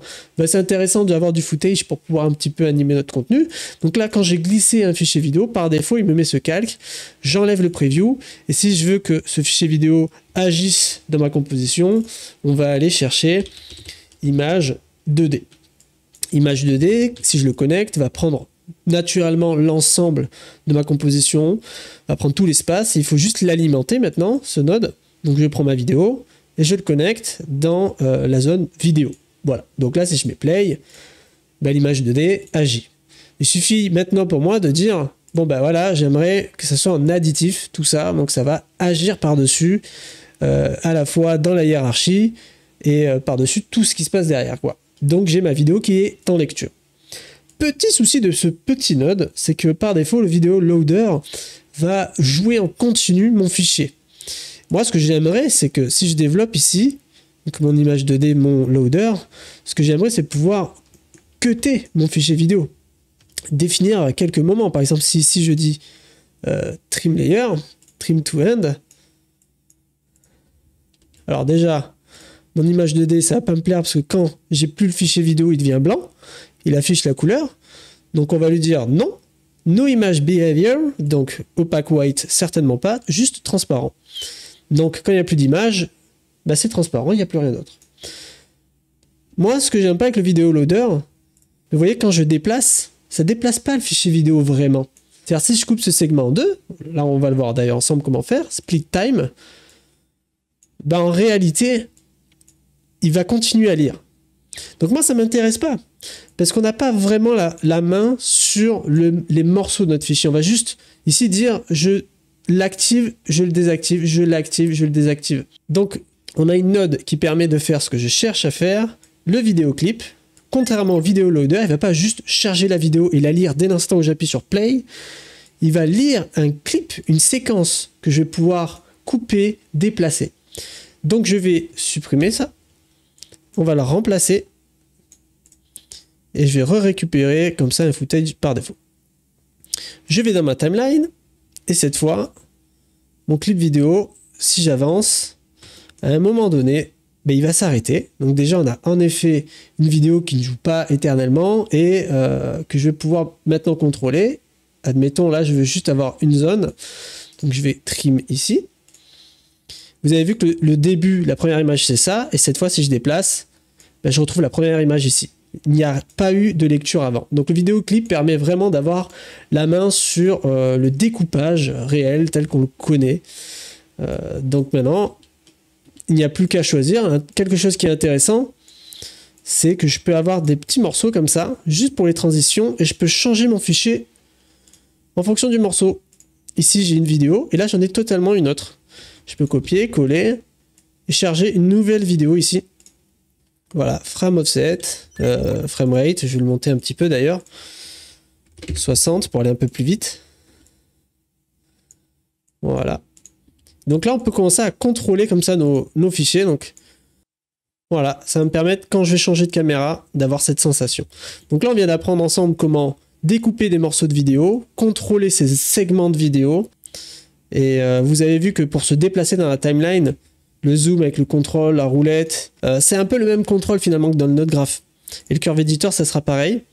On va aller un peu plus loin maintenant dans les animations, en faisant une animation de caméra et en découvrant le curve editor. Dans ce chapitre, on va maintenant attaquer les animations, découvrir le Curve Editor et approfondir la timeline, notamment ici, notre scène. Ici, je le rappelle, on a placé des marqueurs, on a une musique et on va un peu jouer avec tout ça. Donc le but, c'est de pouvoir découvrir notre statue à l'aide de plans différents avec des caméras. Donc, allons sur la scène de notre statue, je désactive la musique pour ne pas être gêné. Je vais donc sur la bonne scène. On a nos lumières, la statue, et maintenant on va s'amuser à créer une caméra et chercher nos plans. On va chercher différents plans, donc les caméras, ça va se trouver là-dedans. On va glisser une première caméra. Vous voyez, ça se glisse par défaut donc à l'origine. Donc je vais dans la timeline désactiver aussi les effets. Ici, on a notre caméra. Petite astuce pour cadrer des caméras. Imaginez, je me déplace ici, parce que là, si je vais sur ma caméra, donc elle n'est pas connectée, là je la connecte, donc là je suis dans ma caméra. Admettons, vous avez trouvé un plan vous-même. Voilà. Là, je me dis, j'ai un plan sympa. Je sélectionne ma caméra, je fais clic droit, caméra option, set to current view. Ça va recadrer ma caméra précisément à l'angle de vue que j'ai. Donc maintenant, si je me déplace, je vois en effet que ma caméra vient de capter l'angle. Donc c'est un petit raccourci sympathique que je vous ajoute là dans ce chapitre. Et ce qu'on peut faire maintenant, c'est une première animation de caméra. Donc faire un mouvement assez léger. Donc il y a différents moyens de faire des mouvements. Donc ici, je pense qu'on va le faire directement à travers cette caméra. Donc je vais la renommer, F5. On va l'appeler Cam1. Donc je me mets directement à 0. Je ne me fie pas pour l'instant au marqueur. On se concentre d'abord sur l'animation de notre caméra. Donc ici, notre caméra, on a différents moyens de jouer avec, les positions, la rotation. Voilà, on peut jouer même sur des mouvements qui peuvent être plus ou moins sympas. Je vous rappelle que vous avez ici les thirds. J'aimerais cadrer un peu mes deux aigles. Pour faire nos premières images clés, souvenez-vous, on a les K. Le K devant chaque valeur, c'est keyframe. Donc on va créer une image clé. Si vous êtes en auto-key, vous allez pouvoir naturellement, à chaque fois que vous allez bouger une valeur et déplacer dans le temps, créer une nouvelle image clé. Donc on va voir ça en pratique tout de suite. Donc je me mets au départ. Voilà, on va passer de bas en haut. Donc là, je prends ma première image clé, ça sera celle-ci. On va lever la tête. Voilà, c'est imposant et il est dans le bon point chaud. Donc on va juste bouger ces deux valeurs, pitch et position Y. Donc je mets une première image clé et je vais avancer un peu plus loin. On verra après l'ajustement de ça. Je vais définir maintenant la nouvelle hauteur et on va recadrer. Donc je vais essayer de cadrer toujours mon aigle ici. Alors là, je ne l'ai pas fixé. Vous avez vu que je suis en orange, c'est-à-dire que je n'ai pas créé de nouvelle image clé. Donc ce qu'on va faire, c'est regarder. Je me déplace. Et là, j'ai annulé ce que je viens de faire. Donc, je vais me remettre au départ, parce que c'est là où j'ai créé mes images clés. Vous avez vu que quand je me remets au départ, les valeurs sont vertes. Qu'est-ce que ça veut dire? Donc, si je me déplace dans le temps, ça redevient orange. Quand c'est vert, c'est que je suis sur l'image clé qu'on vient de créer. Si je me déplace d'une image, je ne suis plus sur l'image clé. Donc là, il me dit que je peux recréer une nouvelle image clé, tout simplement. Donc là, on ne voit pas du tout les images clés. On est dans le node graph, c'est pas très propre. Donc, ce qu'on va faire, c'est aller dans le Curve Editor. Donc là, on est en train de voir une première image clé. C'est pour ça que je vous parlais de l'autokey. C'est-à-dire, si je vais aller un peu plus loin, là, je me mets à 2 secondes, et je clique sur l'autokey. Cette fois, si je change mes valeurs, ça va tout de suite se mettre en vert, et ça va tout de suite créer une image clé automatiquement. Donc, j'avais dit que je montais, et je vais rebaisser pour replacer mon point à peu près par là. Donc, je vais avancer. Donc moi, ce que j'aimerais, c'est que là, on voit, je vois ma caméra, je peux la développer et je vois les deux valeurs que j'ai animées. Les deux valeurs, là, je vois, honnêtement, je vois que la position Y, mais en vrai, si je me déplace, eh ben, je vais voir qu'il y a la deuxième valeur plus loin. Donc avec Alt enfoncé et la roulette, vous voyez que je peux, comme ça, donc là, j'appuie sur CTRL avec la roulette, j'appuie sur la roulette seule et je me déplace. Vous pouvez comme ça faire des zooms, recadrer, vous déplacer, donc c'est assez pratique. Ce qui m'intéresserait, moi, vous voyez que par défaut, là, ça m'a mis des courbes de Bézier. Donc je peux toucher ces courbes de Bézier, mais moi, ce que je préférais ici, c'est de ne pas avoir de lissage de mouvement. Déjà, je vais enlever ça. Maintenant que c'est cadré. Je sélectionne mes 4 images clés et je fais un petit clic droit, Key Interpolation. Et donc, c'est l'interpolation des images clés, hein, littéralement. et on va mettre en linéaire. Je veux pas d'animation, vous voyez que maintenant ça va. Et donc là, c'est un mouvement qui est continu. J'aimerais maintenant déplacer ces deux images clés, parce que pour moi, c'est beaucoup trop court, 2 secondes. Donc je les sélectionne, et je vais appuyer sur Alt pour pouvoir les déplacer. Si vous n'appuyez pas sur Alt en même temps, vous ne pourrez pas déplacer les images clés. Donc là, j'ai un mouvement qui peut m'intéresser. Peut-être que je peux ajouter à ce mouvement un zoom. Donc il y a d'ailleurs un raccourci pour aller d'une image clé à une autre. Si je veux bien me mettre dessus, vous voyez que quand on est bien sur une image clé, elle n'est pas pleine comme ici, elle est sélectionnée. Donc si j'appuie sur CTRL et je joue avec les flèches du clavier, donc là je vais à droite, je saute sur la prochaine image clé. Et si je reste appuyé sur CTRL et que j'appuie sur la flèche de gauche, je saute sur la précédente. Donc moi ce que j'aimerais faire, c'est ici me mettre à la fin, mettre une nouvelle image clé sur le zoom, parce que je veux que ce soit mon zoom définitif. CTRL, flèche de gauche, je reviens au tout début, et je vais rajouter un zoom. Donc vous voyez que là je suis limité dans mon slider, je le rappelle, on l'a vu au tout début. J'appuie sur Alt de mon clavier pour dépasser de mon slider. Donc là je fais un zoom dedans, et comme je suis en AutoKey, il a créé la nouvelle clé. Donc le zoom, hop, on voit la valeur, ici, cette couleur, attribut de zoom. On voit la nouvelle courbe qui s'ajoute. On voit aussi qu'il y a une valeur de Bézier, donc je resélectionne mes deux images clés. Clic droit, Key Interpolation, linéaire. On regarde, et là il y a le zoom en même temps qui compense avec notre mouvement. Donc là, si je veux encore déplacer, je sélectionne les trois maintenant, 3 valeurs, Alt enfoncé, et on recule jusqu'à 4 secondes. Et voilà, on a notre premier mouvement, première caméra. Je peux retourner ici maintenant dans la timeline, je développe la statue, et je vois ma caméra, je peux même voir les valeurs ici, je peux redéplacer moi-même les images clés, beaucoup plus simplement d'ailleurs, et je vous conseille de faire ça dans la timeline pour tout ce qui est timing. Donc ma caméra, en vrai, elle va s'arrêter en fonction de ce timing-là. Donc je vais aller retrouver mes marqueurs, et j'aimerais en fait que ça corresponde à cette caméra-là, la cam 1. Et donc ça va s'arrêter jusqu'ici. Donc là je vais trimer, donc on va regarder si c'est intéressant. Je vais même remettre le son. Ben, je vais accélérer le mouvement. On va voir si dans le timing précis ça suffit. Ouais, pourquoi pas. Allez, gardons ça comme ça. Et maintenant je vais couper la caméra. Trim to end. Et ça y est, on a notre caméra. Donc pour que cette caméra soit lue, si je veux en avoir plusieurs, il va falloir lire notre scène avec 0. Et 0 en fait va juste activer la caméra en cours. C'est-à-dire si on en a plusieurs, grâce à la timeline ici, je vais pouvoir dire quelle caméra est active. Donc une fois que je suis sur ma barre temporelle dans le moment de cette caméra, eh ben, si elle est seule, elle sera activée. Et dès que je sors, il n'y a plus de caméra qui est activée. Et voilà comment on peut mettre en scène différents plans, différents mouvements. Il n'y a plus qu'à continuer à respecter mes marqueurs. D'ailleurs, je peux changer les couleurs. Finalement, c'est pas très visible, donc je vais mettre peut-être en gris. On voit mes 3 marqueurs. Et maintenant, j'ai plus qu'à faire un deuxième plan de caméra. Je peux activer mes effets ici. Là, d'ailleurs, hop, dans mes transitions, image 2D, je peux placer une transition. Donc là, je l'avais au départ. Si je zoome ici, hop, un mouvement au début et à la fin de ma caméra. Voilà, j'aime pas ce plan. Je pense que je vais le changer.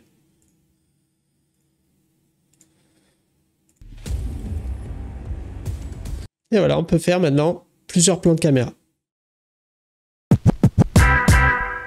Donc on a un petit peu avancé ici. On a 3 caméras qui viennent d'arriver. Donc on a fait la cam 1. J'ai ajouté une deuxième caméra et une caméra juste avant. On peut voir dans la timeline ici, dans les statuts, qu'il y a ces 2 nouvelles séquences là. Donc première chose, vous voyez que quand on avance, au fur et à mesure, la timeline elle va commencer à se charger. Donc ici, on a les filtres de timeline. Lorsqu'on clique, vous cliquez sur Show All, vous allez avoir donc tous les types d'éléments qui sera affichés. Moi ici, par exemple, les effets, donc post-FX, je peux les enlever. Ça peut m'aider à y voir un peu plus clair. J'ai commencé à animer ici une lumière, donc la lumière qui correspond à la lumière scatterée derrière. Je me déplace et j'avance. Donc ici, on a cette caméra et une caméra frontale. Cette caméra frontale, juste ici, qui fait l'introduction. Donc on va le voir maintenant si je me mets dedans. Donc en vue 0, scène playing camera 0 me permet en fait de jouer vraiment à la caméra en cours de lecture. Donc ici c'est la cam 0. Donc on regarde.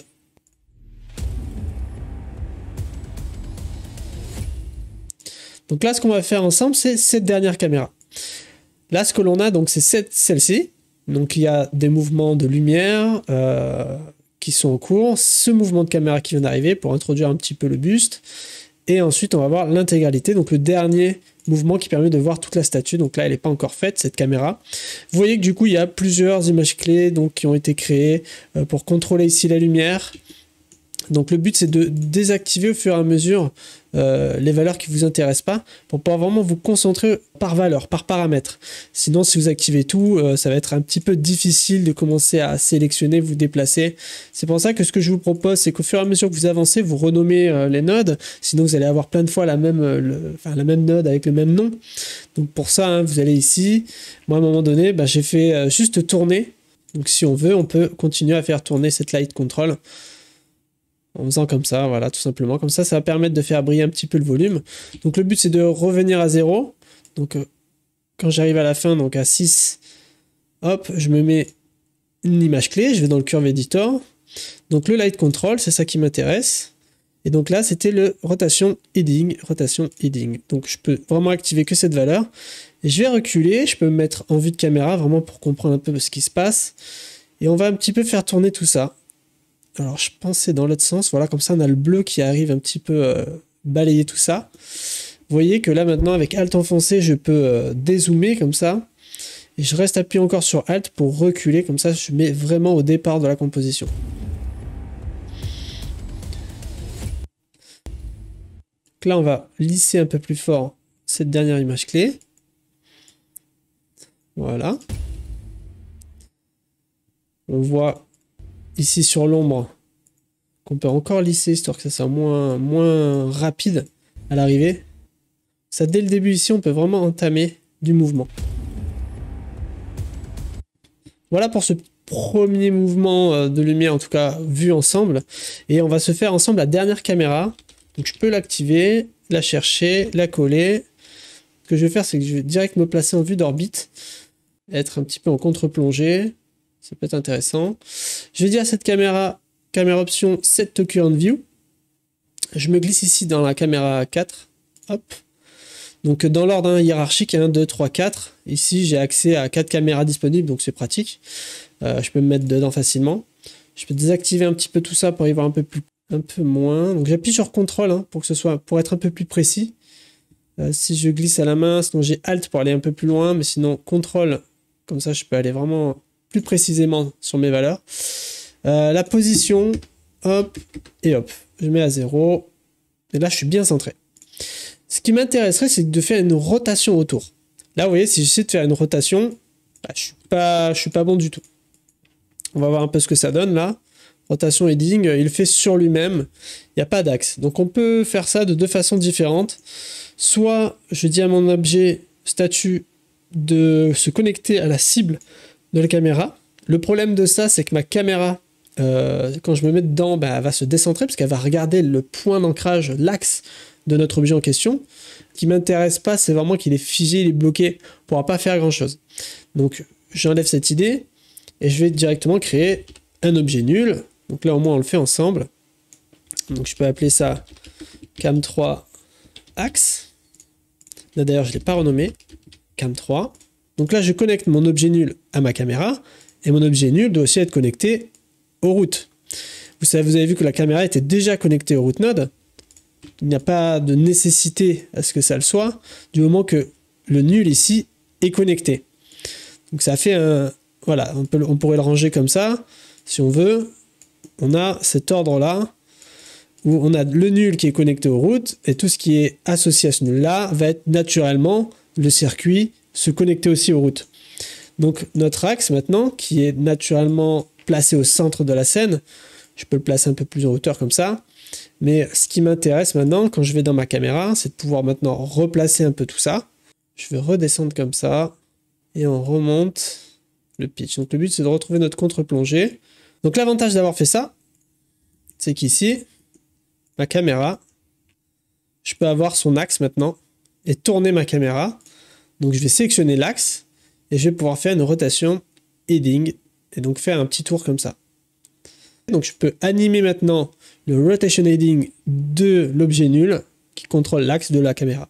Donc je peux faire ça, image clé, curve editor. Donc si j'ai cam 3 axe qui est bien visible, je désactive les autres. Il est donc sur ce point-là. Avec Alt, je déplace mon image clé. Donc là, on voit mon marqueur de la dernière caméra ici. Je sais que ça démarre à 4 secondes à peu près. Et c'est parti. On part de derrière. Et là, on va bien lisser. On veut vraiment arriver proprement. Et on va pouvoir comme ça, hop, rallonger, donc démarrer l'animation pour avoir un lissage vraiment propre. Une grande courbe pour arriver à la fin.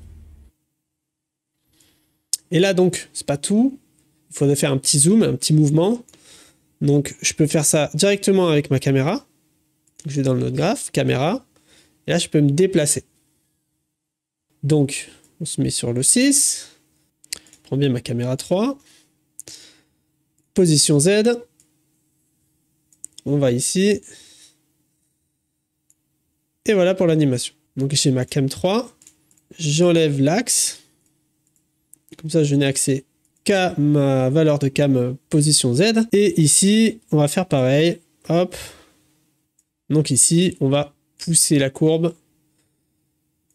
Franchement, pour régler à nouveau le lissage. Voilà, maintenant, il n'y a plus qu'à ajuster. Je le mets un petit peu en dehors. Voilà, est-ce que ce serait intéressant de monter la tête ? Pourquoi pas? Je vais rajouter une rotation pitch.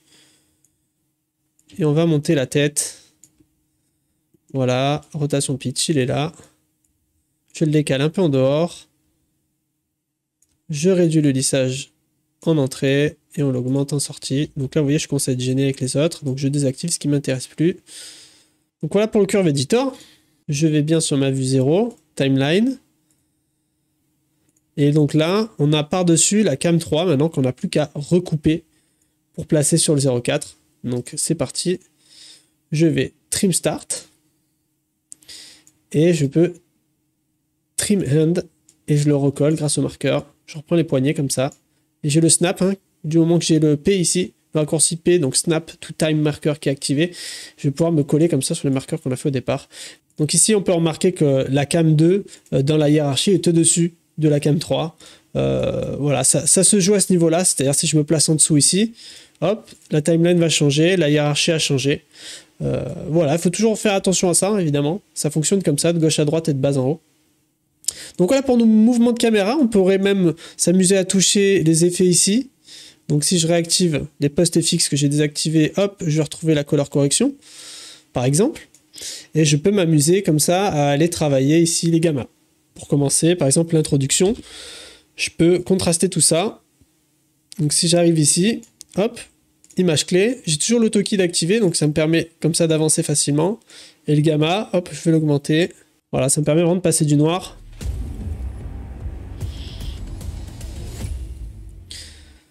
Là, par exemple, sur la fin, je peux aussi m'amuser à prendre le glow et à rejouer avec le threshold. Threshold qui est donc la puissance de lumière, ici. Le seuil du glow. Donc là, je reprends les deux seuils. Pour moi, je veux qu'ils soient identiques ici. Et quand on arrive sur ce plan, hop, beaucoup plus prononcé. Je peux reprendre le curve editor. Hein. Dès que vous sélectionnez le calque qui vous intéresse, dans le curve editor, on affiche les propriétés qui sont animées. Donc ici, je reprends le calque des effets et je vois donc mes deux, color correction et glow. Donc là, je vais afficher que le glow. Donc ici, bon bah voilà, on va faire juste un linéaire.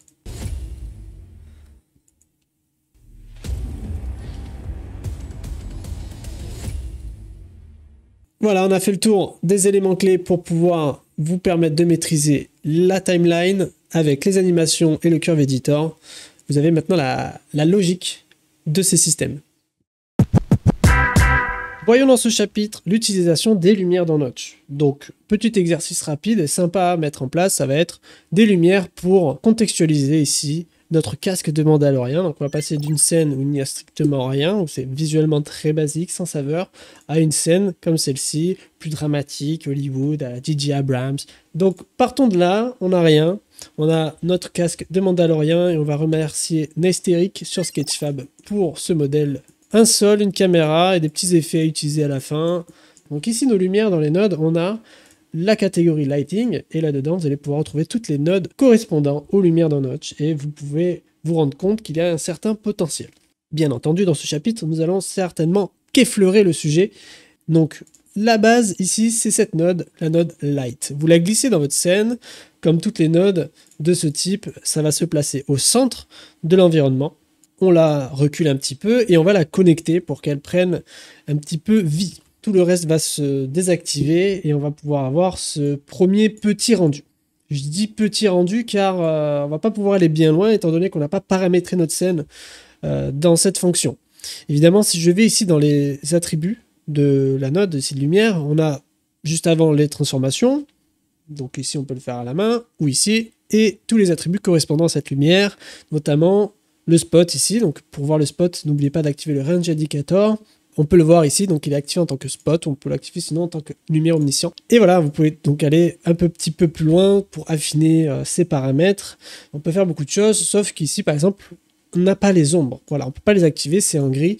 Donc qu'est-ce que je disais? C'est paramétrer la scène en fonction. Donc ici, lorsque vous désélectionnez, je rappelle que vous avez les paramètres du route de votre calque, ici, de votre scène. Donc ces paramètres ici, donc le deferred rendering, c'est ce qui va nous intéresser. Et donc là, si je reviens sur ma lumière, on va pouvoir activer nos ombres. Donc là, en effet, on a des ombres qui arrivent dans la scène. Et donc, on a le Shadow Map Size et le Shadow Softness, rapidement, pour vous. Voilà, c'est l'adoucissement de l'ombre. Je le rappelle, nous, ce qu'on s'était amusé à faire, vous avez vu que si je me déplace, ça ne va pas cibler. Donc, vous pouvez le faire à la main. Moi, ça m'embête un peu. Donc, je préfère toujours ici, par exemple, prendre mon casque de Mandalorian et le connecter ici en tant que cible sur ma lumière. Au moins, je perds moins mon temps et je peux placer mon spot un petit peu par là. Donc là, on a mis notre première lumière. Ce qui pourrait être intéressant, c'est d'avoir des lumières un peu plus photo studio. Par exemple, si on veut travailler vraiment des réflexions, eh bien on va aller chercher cette node Area Light. Admettons ici, je l'insère et je la connecte. On va pouvoir voir qu'elle arrive encore une fois au centre. Et lorsque je recule, donc on a affaire ici à une surface. Vous voyez, on va pouvoir définir l'intensité de cette surface. On peut définir d'ailleurs si elle est des deux côtés. Vous voyez, voilà, ça agit des deux côtés. Ou si elle est visible ou non. Voilà. Donc ça, c'est assez intéressant. Et après, on peut choisir aussi sa taille, hein, évidemment, sa capacité à travailler en surface, justement. Donc je vais reprendre mon casque et le définir en tant que cible. Et je vais placer ça un petit peu derrière. Donc si je mets sur ma vue caméra, on va pouvoir voir un petit peu plus où placer tout ça, justement. Donc je peux mettre ça là-bas, derrière. On se rend compte que c'est pas très fort. Donc déjà, on voit si elle n'est pas trop loin. On pourrait la rapprocher un petit peu. Voilà, par exemple. Je me remets sur ma vue caméra. Donc là, ce qu'on va maintenant pouvoir s'intéresser à faire, c'est d'agrandir un petit peu notre zone de réflexion. Voilà, ça peut être un peu plus intéressant. Donc la Area Light, évidemment, peut être dotée de plus de puissance, plus de punch. Ici, je double l'intensité de lumière. Et je vais dupliquer mon Area Light. Je la colle, je la connecte du moins, et je reconnecte aussi ma target de casque, et je vais du coup éclairer la partie qu'on ne voit pas encore, qui est de l'autre côté. Donc on va, hop, tourner ça. Là, si je me mets là, on voit en effet que c'est un peu plus intéressant, donc je peux baisser, et on va changer la taille. Voilà, vous voyez que là je le fais directement dans les attributs, donc ça correspond à ça tout simplement, hein. Voilà, hauteur. Donc vous avez l'atténuation distance qui vous permet vraiment de définir la distance où la lumière va se propager. Par exemple, l'Area Light ici, on sait que l'atténuation distance est assez éloignée. Donc voilà, si je veux vraiment que ça déborde au-dessus de la tête. Et il n'y a plus qu'à définir des teintes de couleurs. Donc ici, vous allez sur votre lumière et vous allez pouvoir aller chercher des teintes. Voilà, je vais augmenter un petit peu ça, un peu plus fort. Maintenant, ce qui va nous manquer, c'est avoir de la réflexion d'environnement. Parce que là, on est vraiment dans une boîte noire, il n'y a rien d'autre à part nos 3 points de lumière. Et donc, nous, on veut un effet d'ambiance. Donc, on va aller chercher l'environnement map. Ça, c'est un petit peu l'introduction à l'HDRI, finalement. Donc ici, si on ouvre dossier de texture, je vous ai glissé un fichier HDRI. Donc si je le glisse en bas et que vous le mettez en Preview in Viewport, on peut voir à quoi cela correspond. Voilà, une lumière d'ambiance, une texture d'ambiance en tout cas, que j'aimerais voir dans le métal, dans l'ensemble de mon casque. Donc je vais alimenter l'environnement map avec cette image, tout simplement. Et là, directement, l'environnement map était connecté et ça se répercute dans les matériaux. Donc les matériaux sont configurés pour recevoir de la réflexion à partir de cette node. On pourra voir ça dans le chapitre qui correspond. Mais ici, donc j'ai activé le HDRI. On peut s'amuser même à changer comme ça la rotation, la direction, l'intensité. Et ce qu'on peut s'amuser à faire, c'est de détourer comme ça avec une lumière qui n'en est pas une, qu'on peut truquer. C'est j'aimerais vraiment avoir une lueur derrière le casque car l'arrière-plan est complètement noir. Et justement, pour aller un petit peu plus loin, je vous propose d'aller rajouter comme ça une géométrie qui s'appelle Image Plane. Je la connecte. Cette image, en fait, je vais juste pouvoir faire un dégradé moi-même, hein, naturellement. Donc je le place derrière.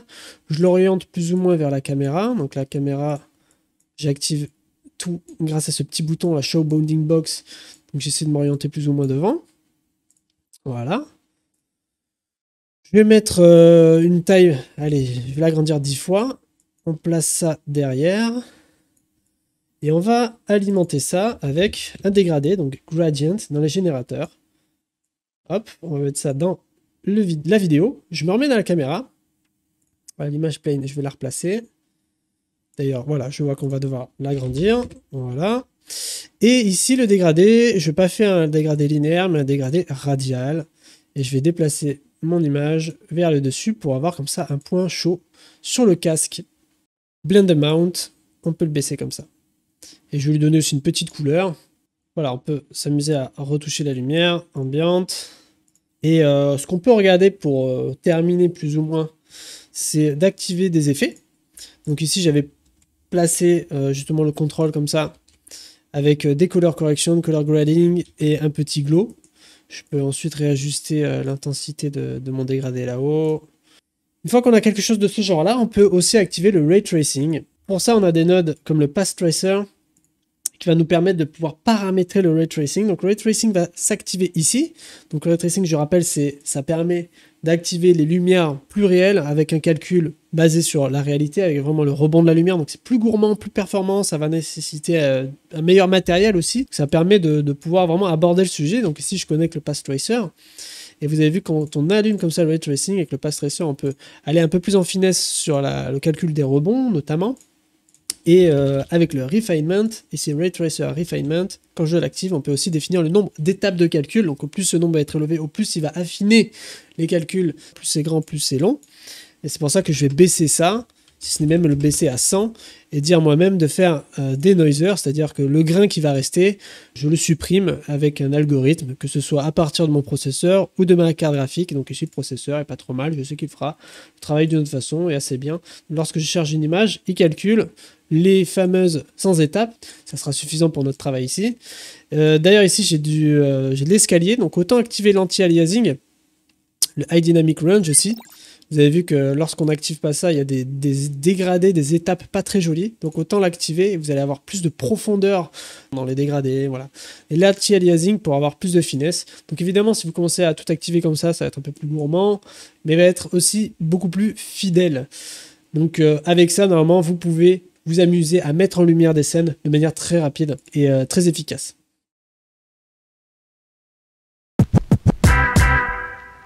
Cette fois-ci, attaquons les matériaux.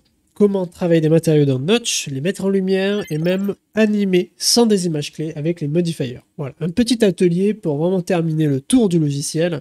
Donc les matériaux, c'est cette node matériel. Et cette node va avoir besoin de surface, de volume pour pouvoir être appliquée. Donc on va nous mettre un sol, on va faire un sol en pierre, shape 3D.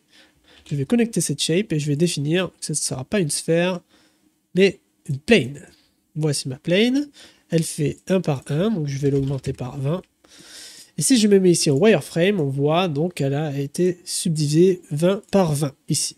On reviendra sur la subdivision.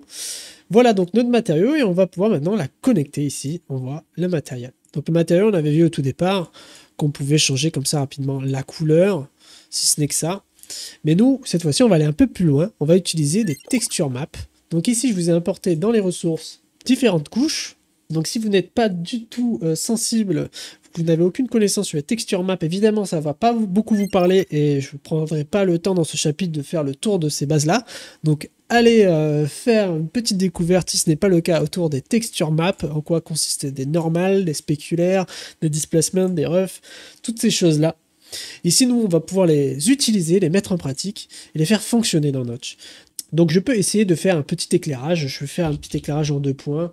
Voilà, j'ai mis 2 petites lumières en omni, une orange, une un peu bleutée. Donc là, ce qu'on voit tout de suite, c'est qu'on va activer dans les paramètres le deferred rendering, le High Dynamic Range pour passer de 8 à 16 bits, le Dither, cette fois on peut aussi l'activer, finalement ça peut venir régler des soucis visuels, l'anti-aliasing, et même dans notre besoin, je peux activer le Linear Space Lighting, c'est-à-dire je change directement d'espace gamma. Voilà, je passe sur un espace gamma linéaire. Donc là maintenant on va dire à notre matériau d'aller chercher des texture maps. Donc il y a plusieurs façons de faire. Nous on fera la façon facile où on va directement aller les chercher dans le menu déroulant. Donc ici j'ai la map de couleur, donc color. Donc là on voit que j'ai notre premier pavé, notre sol qui arrive, simplement avec une seule couche de texture de couleur. On pourrait faire sinon, ça c'est ce que je peux vous conseiller sur des scènes plus complexes, c'est directement d'aller chercher la couche de texture, la renommer, et d'aller la coller comme ça.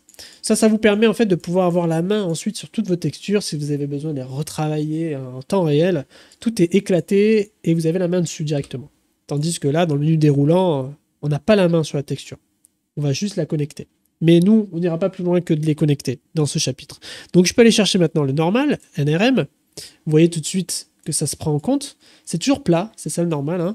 Et vous pouvez d'ailleurs regarder ici les couches différentes en restant dans le menu. Je peux cliquer sur Normal Map. Et là, j'active seulement la couche en question. Donc vu que je viens de l'ajouter, on va pouvoir la voir. Je reviens par défaut. Et là maintenant, je peux aller un petit peu plus loin. Donc j'avais ma roughness, donc ça sera au niveau du gloss. Vous voyez que du coup, ça agit différemment. Metallicness, c'est les reflets. Donc là, on n'en a pas encore. Et les displacements, ça on va en avoir besoin, c'est pour justement avoir du volume géométrique. Ici, tout est plat. Donc displacement, ça sera grâce à cette texture. Donc tout ce qui est blanc va ajouter, tout ce qui est noir n'agira pas. Donc justement, on peut activer le displacement puisqu'on y est. On avait vu ici dans le wireframe qu'on a un rendu qui est divisé en 20 par 20. Donc je vais augmenter ça par exemple en 500 par 500. On voit que du coup ma texture agit et que j'ai un maillage beaucoup plus dense. Et grâce à ça, si je descends dans les matériaux, il faut bien sélectionner les matériaux. Donc déjà, j'ai une chose, c'est que je pense que c'est juste un peu grand, la texture est très grande.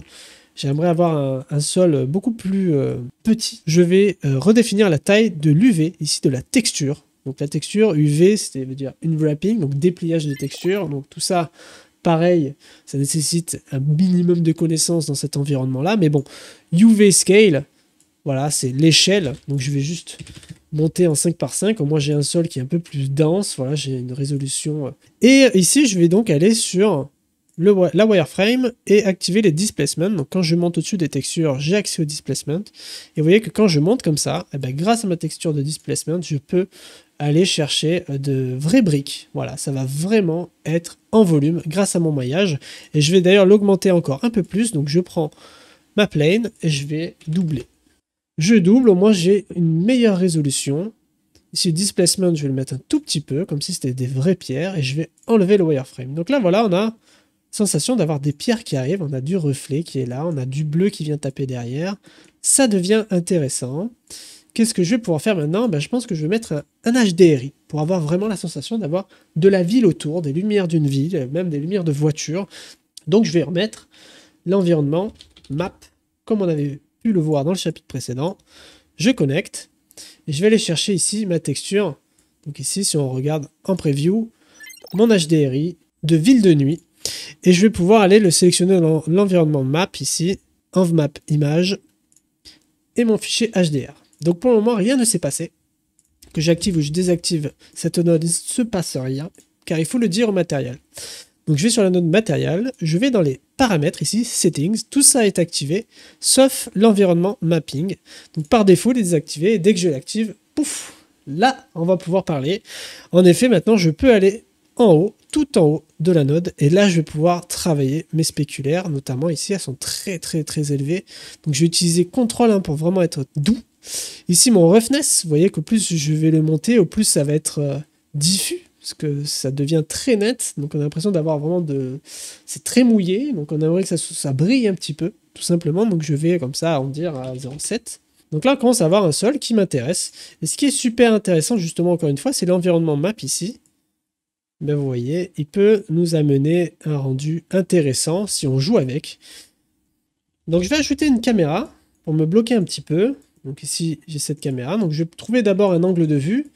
Donc là, je vais rester dans cette caméra. Je me mets en caméra 1. Et je vais pouvoir maintenant m'amuser. Maintenant qu'on a paramétré notre texture, qu'on a vu les couches, les textures map, et qu'on a mis nos lumières, on va pouvoir s'amuser à animer sans les images clés.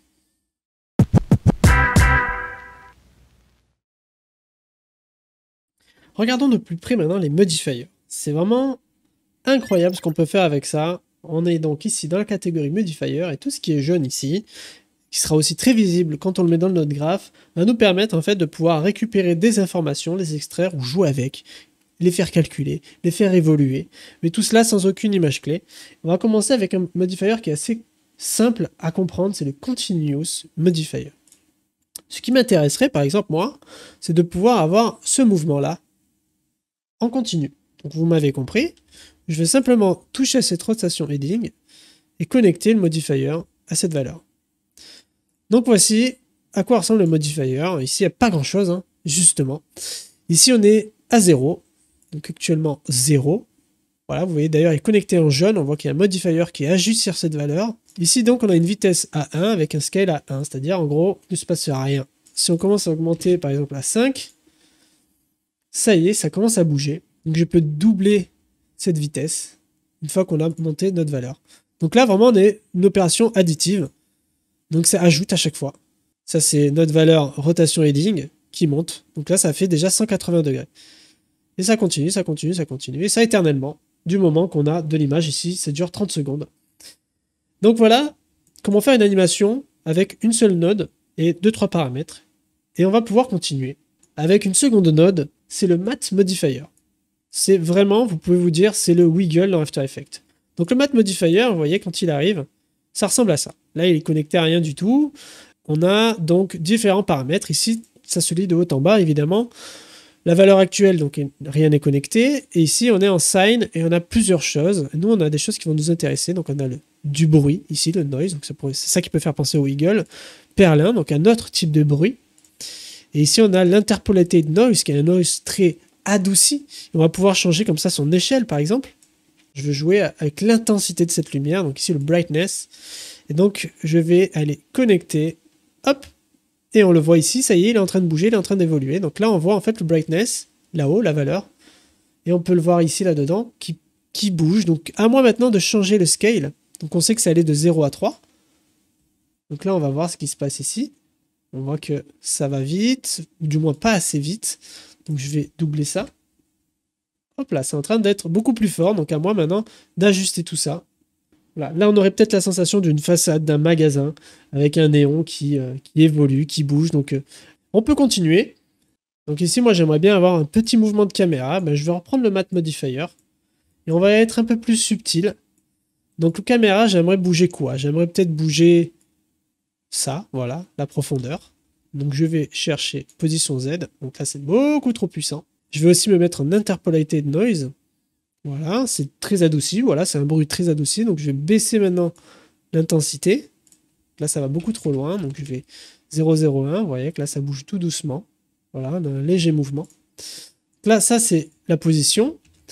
Et j'aimerais faire ça aussi avec une petite rotation ici, voilà, bouger un petit peu la tête. Et le pitch, voilà, pas le pitch, pas trop haut, vous avez vu, sinon je vais voir des choses pas intéressantes. Donc du coup, je vais me connecter au pitch et au heading sur les deux. On va peut-être augmenter un peu tout ça. On va voir à quel moment on commence à y voir. Voilà, là, c'est en train de bouger un petit peu. Un petit peu. Voilà, on voit la caméra qui fait de légères rotations en plus d'avoir de la position. Donc la position m'a l'air d'aller un peu très vite. Voilà, très doucement.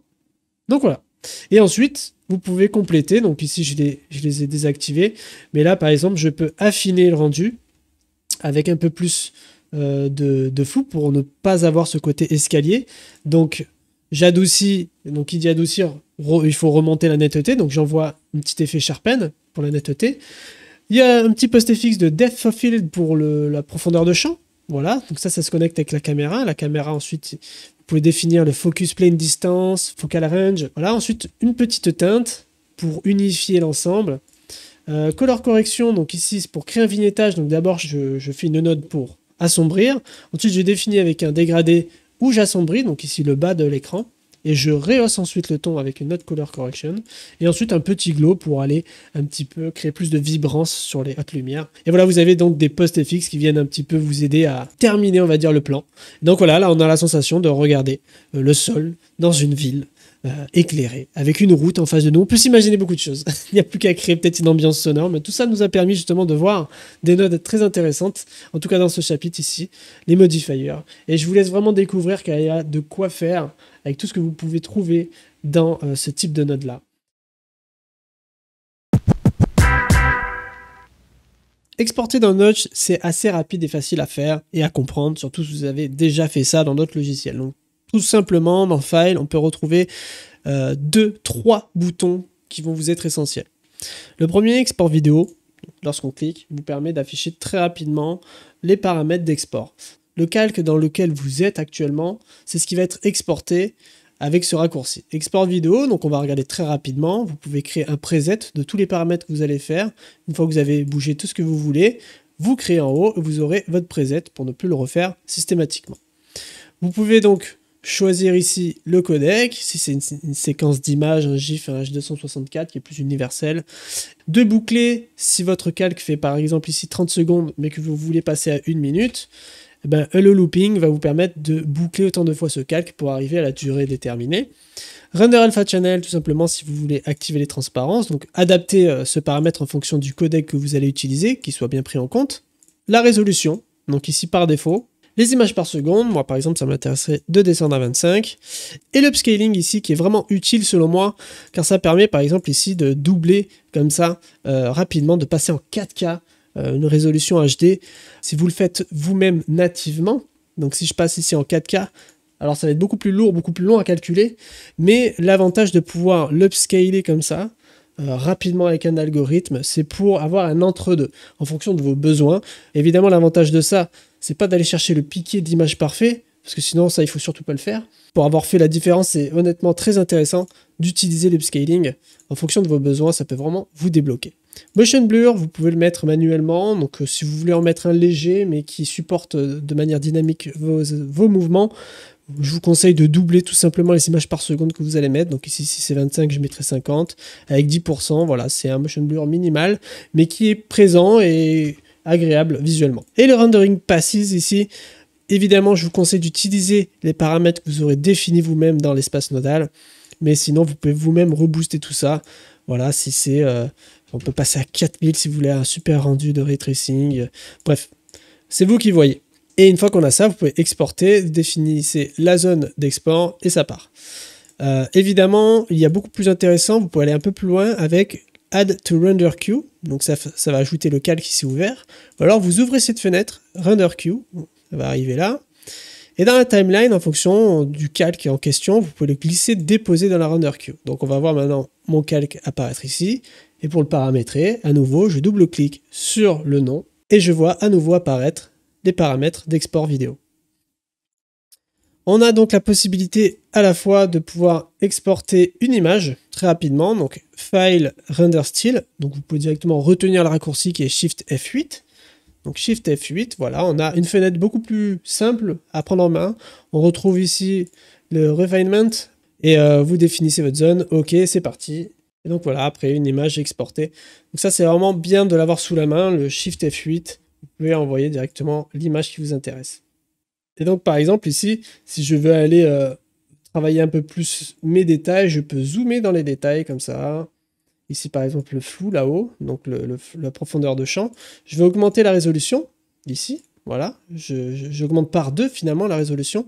Et la profondeur de champ, je vais augmenter son sampling, ici. Donc là, on peut voir que, en effet, j'améliore ma profondeur de champ. Je peux ensuite restaurer la vue et revenir en 1 par 1.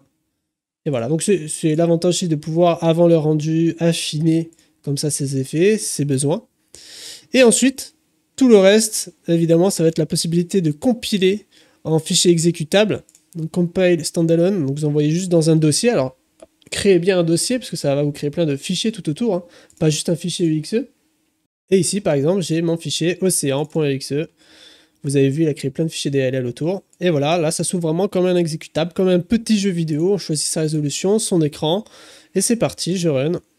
Donc on a le splash screen de Notch qui démarre. Vous pouvez d'ailleurs même le paramétrer, le changer, ça. Mais voilà, il faut la licence nécessaire. Et donc là, on est dedans. Voilà, et j'appuie sur échappe une fois que j'ai terminé. Ça, c'est le fichier exécutable, évidemment. Une fois que vous avez la dernière licence, donc le Notch Pro, pour pouvoir communiquer avec les médias serveurs, vous pouvez compiler un bloc. Donc là, ça ne sera pas un exécutable, ça sera encore un autre fichier qui se lira vraiment dans tous les médias serveurs qui sont sur le marché aujourd'hui. Vraiment, tout est pris, hein. Voilà, en termes d'export vidéo, je reviens juste sur la caméra en question. Ici, j'en ai qu'une, Active Scene Camera. Mais en fonction de la caméra, si c'est une caméra 360, si c'est... voilà, tout ce que vous pouvez mettre, ça va exporter du coup une vidéo en 360, en fonction de la caméra qui aura été mise. Ensuite, l'upscaling peut vraiment aider à faire des rendus de type 360 pour le coup, de type VR, stéréoscopique. Voilà, donc là, la puissance, elle est là aussi. Tout ce qui est export, maintenant, vous savez faire. Vous savez mettre en liste d'attente de nombreux fichiers. Vous appuyez sur Render, hein, et une fois que c'est terminé ici, dans le Render Queue. Et vous avez normalement un petit peu tout en votre possession pour pouvoir partager avec le monde vos créations. Je compte très prochainement revenir avec de nouveaux modules sur Notch. En effet, nous n'avons qu'effleuré les possibilités du logiciel. En tant qu'artiste, il est possible d'imaginer tant de choses avec Notch, et je compte bien vous faire découvrir tous les outils en profondeur avec de nombreux ateliers créatifs. C'est pourquoi je vous encourage à vous abonner à ma page formateur pour être le premier informé dès qu'un prochain module sur Notch sera en ligne. Tout d'abord, n'oubliez pas de noter la formation et de laisser un avis sur la plateforme tuto.com. Ce sera agréable pour moi d'avoir vos retours et de comprendre comment est perçu Notch, qui est à l'heure où je vous parle, nouveau dans le paysage français. J'espère vous avoir donné les clés dans ce premier module pour découvrir cet outil d'avenir et vous permettre de vous exprimer d'une toute autre façon. Je vous encourage aussi à rejoindre la communauté Motion Café sur Facebook, via le groupe ou sur YouTube pour partager vos réalisations et rejoindre une belle communauté française de motion designers. Merci d'avoir suivi ce premier module sur Notch dans cette formation d'initiation gratuite.